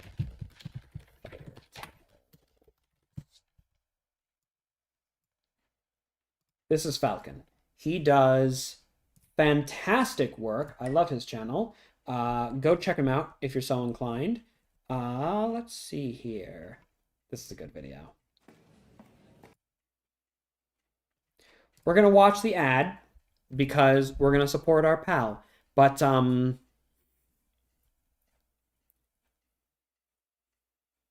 yeah, so the, whatchamacallit, I'm gonna dip, but I'm definitely hyped for the book. Well, I appreciate it, Rex. Thanks so much for being here, and I'm glad that you're excited for it. I'm really excited for it. I'm feeling like really jazzed up and hyped about it now that like I've like been talking more commonly about it with people on YouTube and everything. I'm definitely like really jazzed for it. I did mute that. Okay, I did mute that. Good. How long is this ad? We'll let that go for another few minutes. I'm paying for YouTube Premium. No, not at the moment. I'm hoping at some point I can spare the money for it. But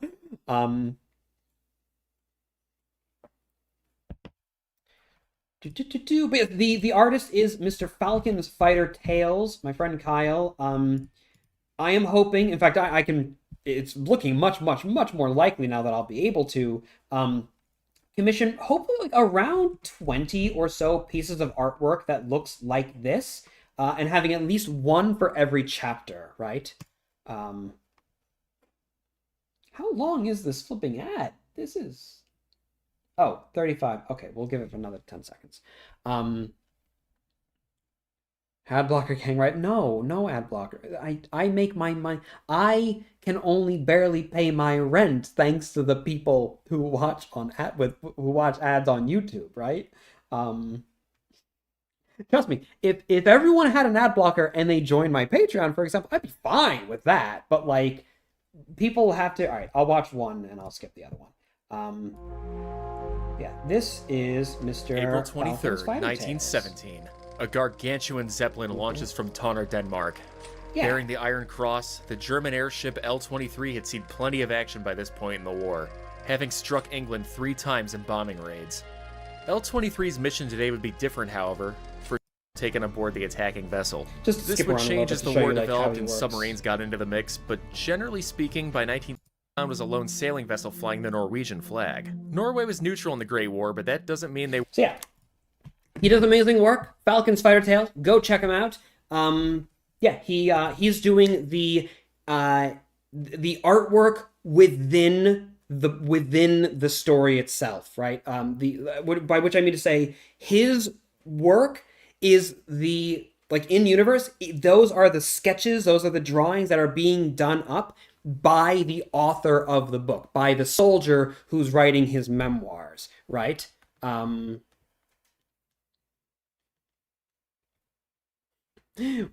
Where is the book going to be available? So immediately, of course, the main way where the main place where it's going to be sold is through my website, nativeoak.org.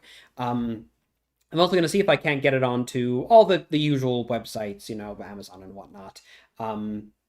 Hopefully I'll even be able to get it through to some bookstores and whatnot, like independent bookshops and whatnot. That'd be the real you know, not moneymaker, but like it makes me feel impressive. You know, it makes me feel really cool. Do you get money through premium users? Yeah. People who use YouTube Premium proportionally give way more money to people like myself, to especially long form content creators.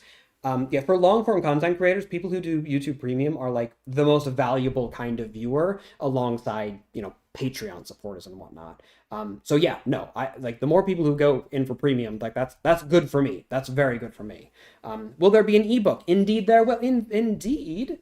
Yes, I'm glad you asked. Let's look at some of these reward tiers, shall we? For $10, you shall get a digital copy of the book, whether that's going to be a PDF or an EPUB file. When I tried to make something like philosophy into an EPUB, because there were so many images, I had a really hard time. I will try and do so for this, but I'm not going to make a guarantee. It might just have to be a PDF, but hopefully an EPUB. We'll see. Makes me feel better about my $15 a month. RJ, that $15 a month you realize is the equivalent of like hundreds of views, of like thousands of views, really, multiple thousands of views. $15 is a lot of money, and that goes a really long way.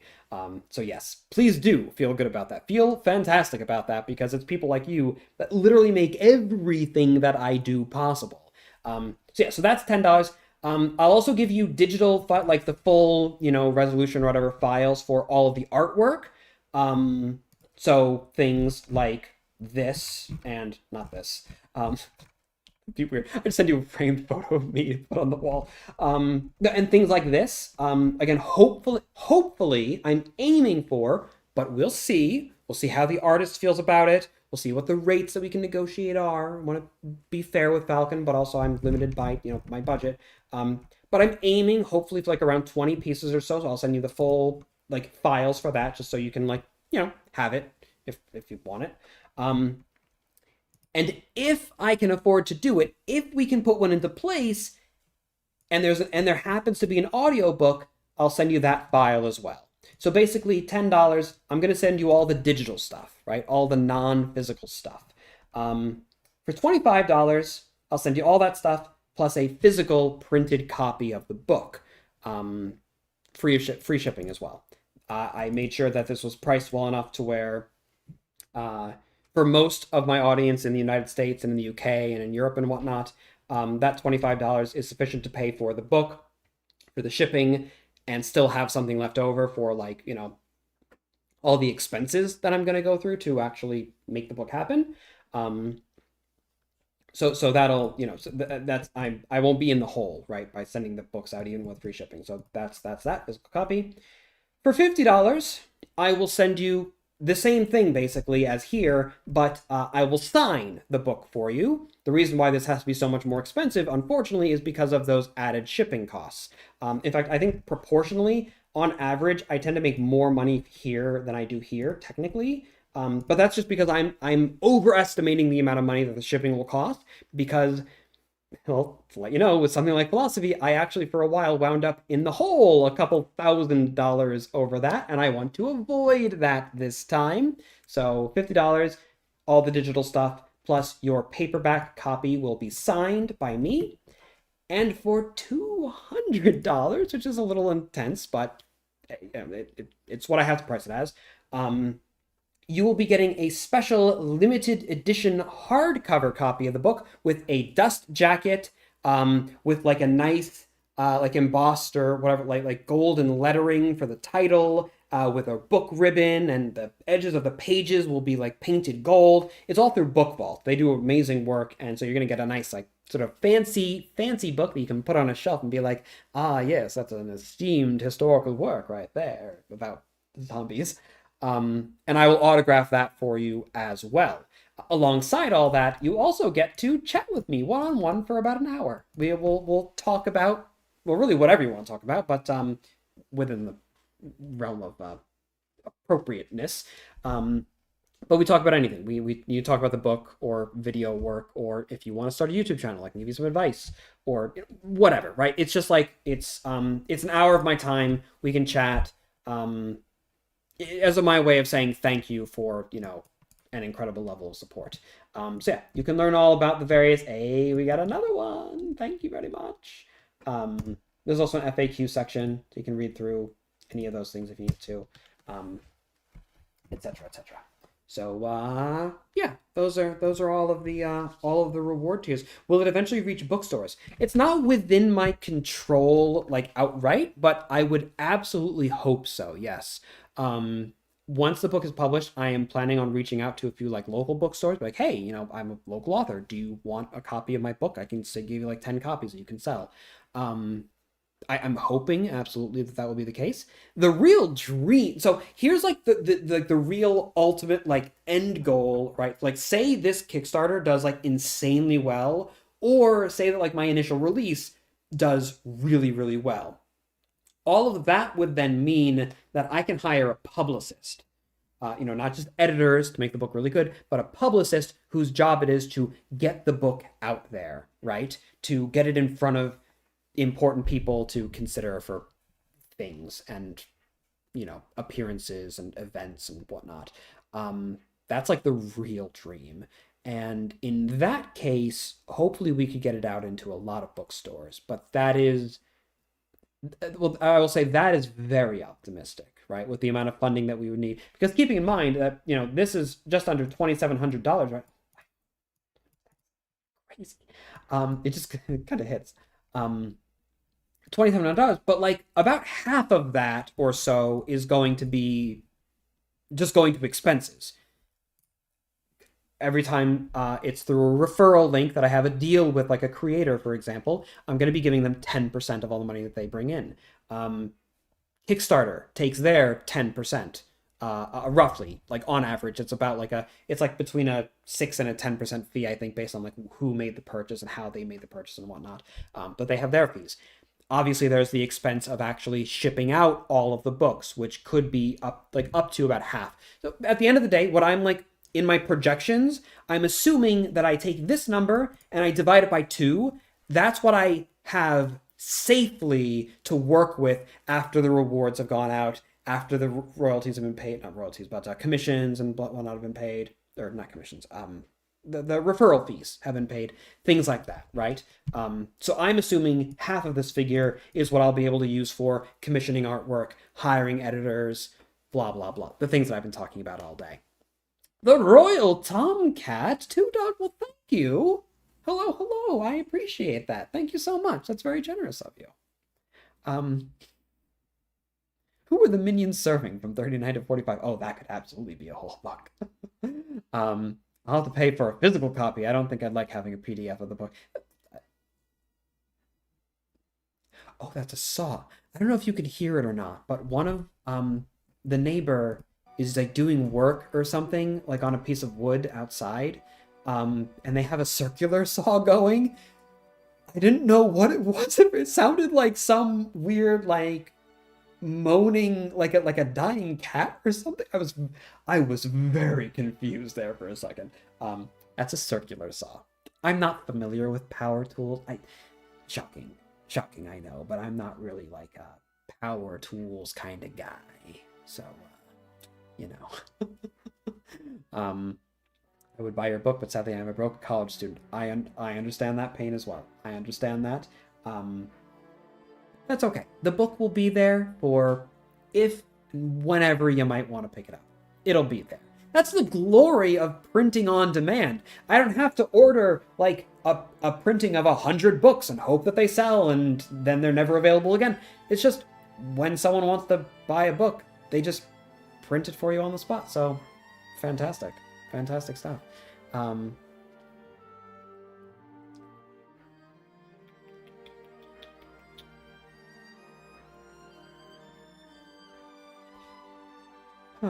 Let's see. Sorry. Sometimes I get distracted by reading the chat and then I realize that I've been quiet for like a while and like there's not been noise on the stream. It's like, oh no, I need to talk. Otherwise people will lose interest in the stream. I have to constantly be going. Even though that's not the case, I could take a pause. People on like Twitch, like the big streamers, they'll just leave the stream for like an hour or something, but whatever. Lindley? Mr. or Miss, I can't tell from your first name. Monsieur Floyd. We'll go for that. That's gender neutral. That's fun. $20. Thank you for another book. Well, thank you. That is exceptionally generous of you. I appreciate that. Thank you very much. Yeah, no, this is this is not just another book. This is a purely Brandon F book. This is just me, right? This isn't an anthology that I was just editing together. This is a Brandon F publication right here, and I am very excited for that, and I'm very proud of that. Well, I shouldn't say that I'm proud because it isn't done yet, but when it is done, then shall I be proud. It's indeed, $20 is very generous. I'm very much appreciative. And speaking of being appreciative, Private Rojas as well, $5. Thank you. Oh my God, they keep on coming through.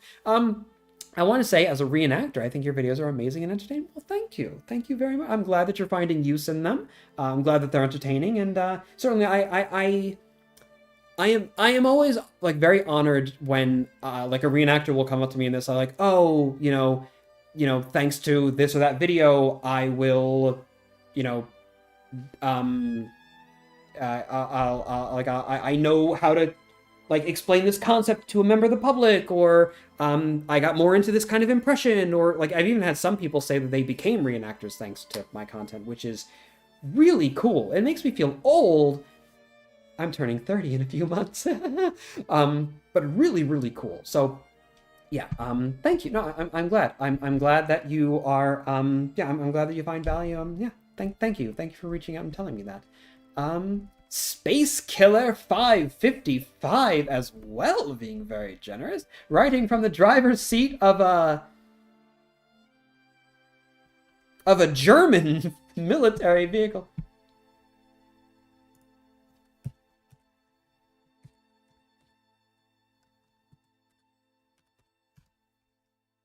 Ooh, hey, yo, look at you. From the driver's seat of one of those, boy. All right. Post-public event. Can't wait. Awesome. Well, thank you. I appreciate that as well. Thank you very much. Don't I mean a Brandon Fischella book? I do. Utterly magnanimous beyond measure. Diomedes, I gotta get you in here as like a hype man for whenever someone gives a super chat. That's fantastic. I love that. What did... Yeah, earlier you said to Floyd, exceedingly generous. I gotta get you as my hype man in here. That's fantastic. But yeah, awesome. Thank you so much. Again, everyone. I appreciate it. I appreciate it all. You know, yeah, it's always a big help, right? Where does one acquire one of those? Asking for a friend. You may. Shoot me an email. I can sell it. I got one out back. I can sell it to you on the cheap. Trust me on that one. Just, you know, become a $10,000 patron. We'll sort it out. We'll sort it out afterwards. Do you accept donations in Eastern Congolese dollars?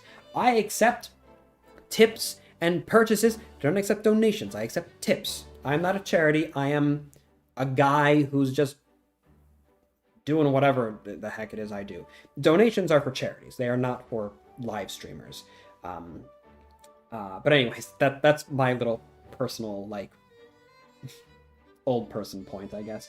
But do I accept them in Eastern Congolese? I accept it in whatever currency the services accept. So whatever YouTube accepts and whatever Kickstarter accepts. I'll take it.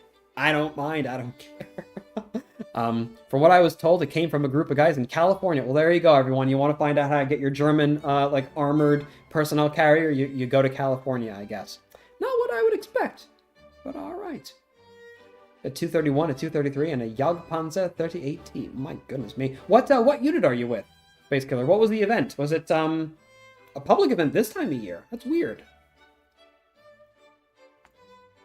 No, he didn't fall for it? I didn't... What?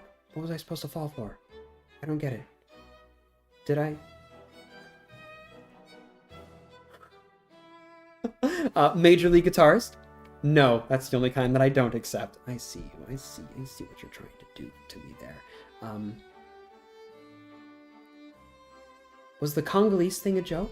Well, I mean, obviously, I'm pretty sure that's not a current... Is that a currency? I may be being very, very disrespectful, but, so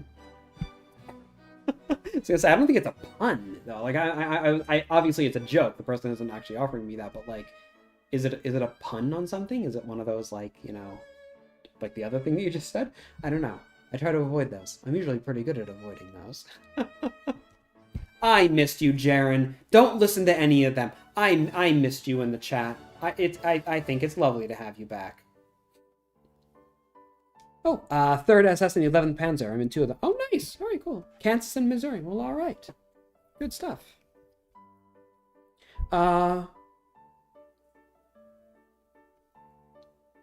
Is the novel in London? No. So it's going to be set in Norfolk.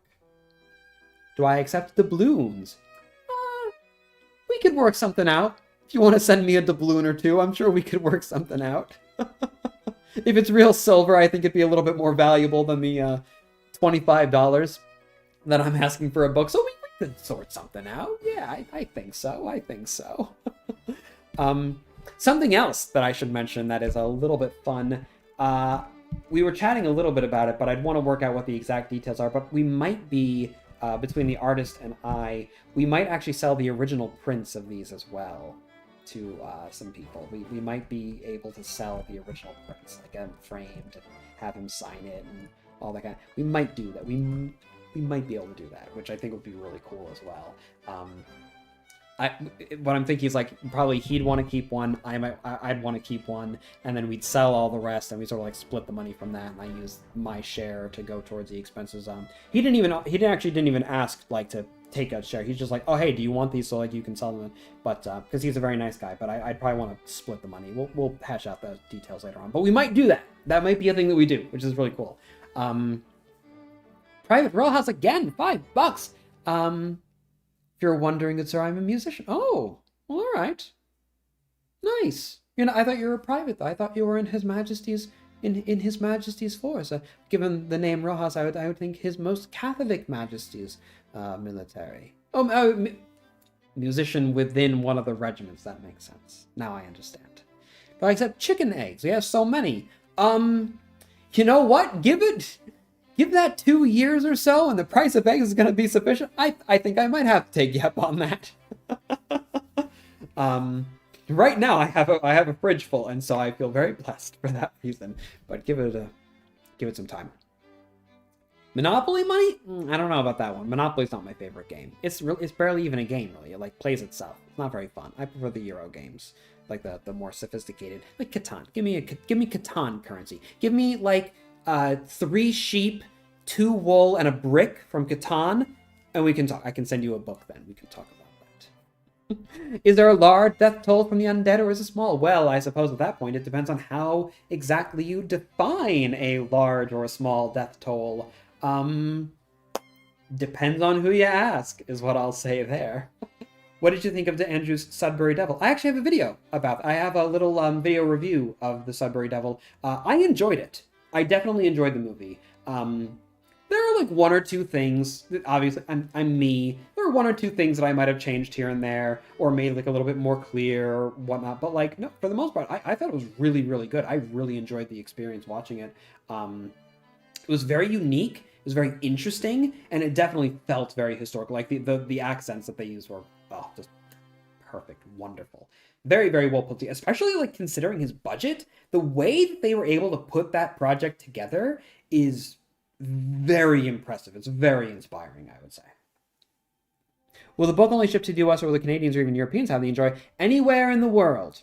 Anywhere in the world. So, if you're like, if you're in the Solomon Islands, then I might take even a little bit of a loss actually shipping it to you, technically.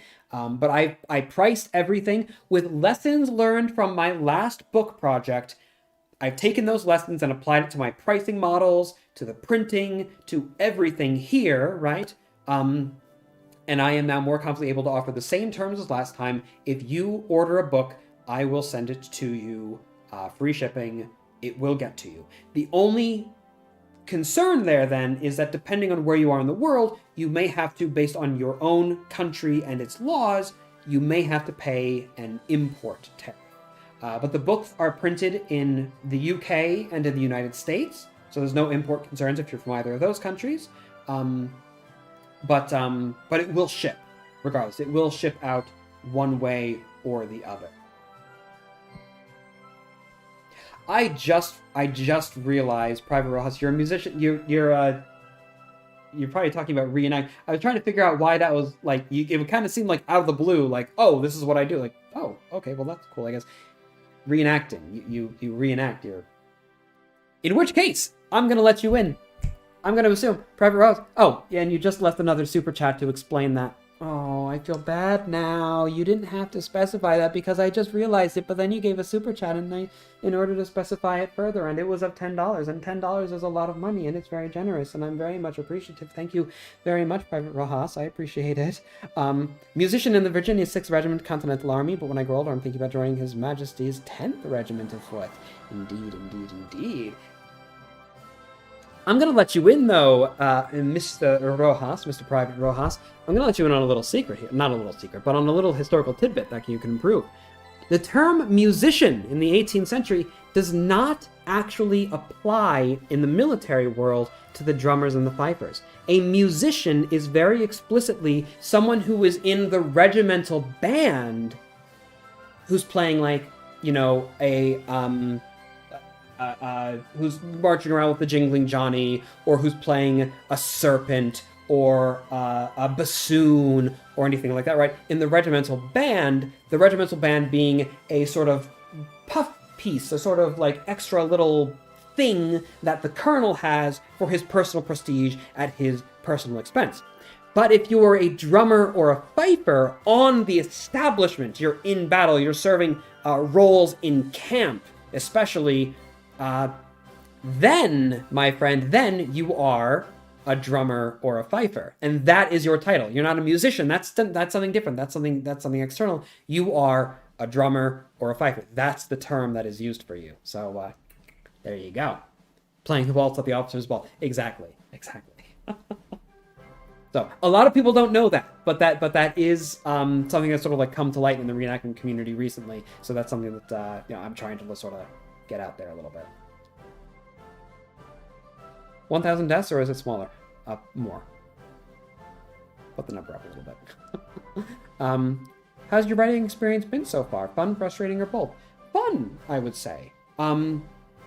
Definitely fun. The only thing that's really keeping me back is that sometimes writing it all by hand, it hurts the hand, right? I tend to grip the pen really, really hard, and it can be painful after a while. So I have to stop writing at that point. But it's been enjoyable. I think that even though it's only a framework really for what the final story is going to be, that it's a really solid framework.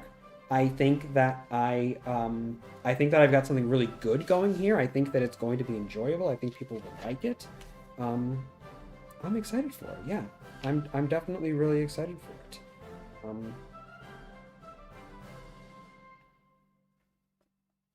Let's see here. Let's see if I can find a piece that I can read for you.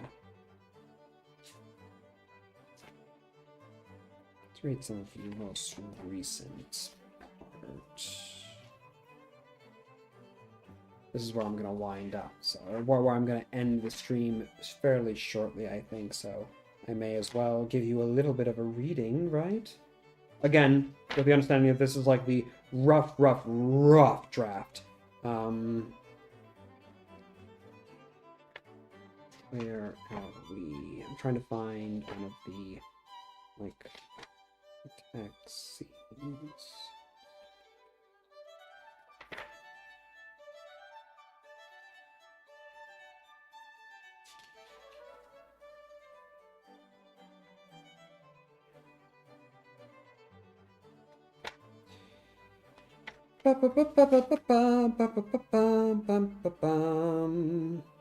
Okay, here we are. As the last of the cavalry tore through the gap in the abattis, they were then close enough that I could make out their more individual features. Again, very, very rough draft. And the condition of the wounded man was apparent to any who looked upon him. The moment of my handwriting is also, like, horrific, so sometimes it's hard to read what I actually wrote down. The movement of the charging horse was rough going at their speed, and only a few paces on, he began to slump forward, despite his comrades' best efforts to keep him cogent. It was then, as I fancied I saw the panic in the young cavalryman's eyes clearly, that my heart sank. The man was dead. In a moment, and returned in the next. It began with the limbs, limbs limply, so that's something I'm going to change, right? Because I'm just going, like, as I think of it. I'm just go. I get the words on the page. That's something I'm going to change, but once limply hanging at his side, violently twitching and thrashing, followed soon by the head, which threw itself up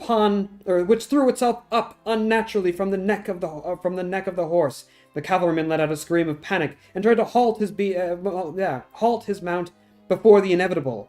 All down the line came the reactions of men faced for the first time with true evil in its most vile form. Some began to shout, others to manically chatter amongst themselves about what they saw. Many remained deadly silent in shock. "My God," was all the captain could whisper. So there we go. That's a little something. A little something. What happens? Ooh, what's the situation? There's a cavalryman charging, and all of a sudden there's a wounded man, like, in front of him, who turns into a zombie, all on the same horse as he is. What's gonna happen? Who knows? And we'll find out when the book is published in a couple of months' time. With that, I'm going to wrap things up. This was a fun time. I appreciate you all being here. I appreciate, obviously, everyone who decided to, buy a book in the time that we were doing this. We're up to 73 now. That's crazy to me. Very, very amazing performance that's being seen so far, and I have very high hopes for it all. I was curious about if you were handwriting your draft or typing it. Is there any particular reason? Okay, I'll answer that question too. I was going to do my sign-off, but I do want to answer this question. Yes, there is a very particular reason why I am doing it by hand, because as I found that when I type, right, when I was typing up the story, I would spend hours trying to write like a single flippin' paragraph, and I'd be stressed about every individual word, and I would delete it and rewrite a different word and delete it and rewrite the same word, and there were distractions on the computer and blah blah blah blah, and I found it difficult, and I would spend hours writing like a single paragraph that I would get to like a great, amazing, perfect standard, what I wanted it to sound like, right? I love it. Then I'd go to bed. I wake up the next morning, I look at it, and I delete half of what I wrote anyways, because as it turns out I didn't like it, or I had a different idea about what I wanted to do in the story later on, and that was too much. When I write it by hand, what I found, when I write the story by hand, I can't go back. Obviously I can cross things out, like right there. I cross some things out because I decided to make a change, but like I can't cross out more than like a couple of sentences. I can't go back and change a word a million times. I just have to commit, put something down, and move on and just keep on going with the story, and what I get written down, it is what it is, and I can edit things, I can change things later on in the second draft. And for that reason, because I wrote it by hand, I was able to get this far. I was able to get 70,000 or 60,000 words in there. Is what I'm like 65 or something like that right now. I'm like around my 60s in the thousands right now. I found it really helpful. I found it really, really helpful. I'm also able to avoid distractions that way. I can go to a different part of the house or something. I can set my phone down. House. I don't own a house. I can go to a different part of wherever I'm staying at the time. And I can write to my heart's content without like YouTube or my phone or whatever distracting me. It's very, very helpful. It's very, very helpful indeed. So I would recommend, if you have a story idea, then I recommend write that down instead, or write it down by hand. See if that doesn't help to, get the juices flowing, as it were. Private Rojas has given another $5. Again, thank you so much. Have a wonderful evening, as I am your most humble and obedient servant, or humble and loyal servant. Oh, that's different. I like it. All right, everyone. That is that. Thank you all for being here. I appreciate your time. I appreciate your enthusiasm for the project. It's really heartening to see that people are interested. Now, I obviously spend many, many hours writing it all down, and I'm really, really excited to see that people are excited to see where it all goes. So with that, I am going to go and respond to a whole bunch of emails, including quite a few about this book. So that will be that. You want to email me, brandonf@nativeoak.org. I'm going to be responding to my emails tonight, so there you go. I'll be around. I'll see you all around. Thank you all, and goodbye.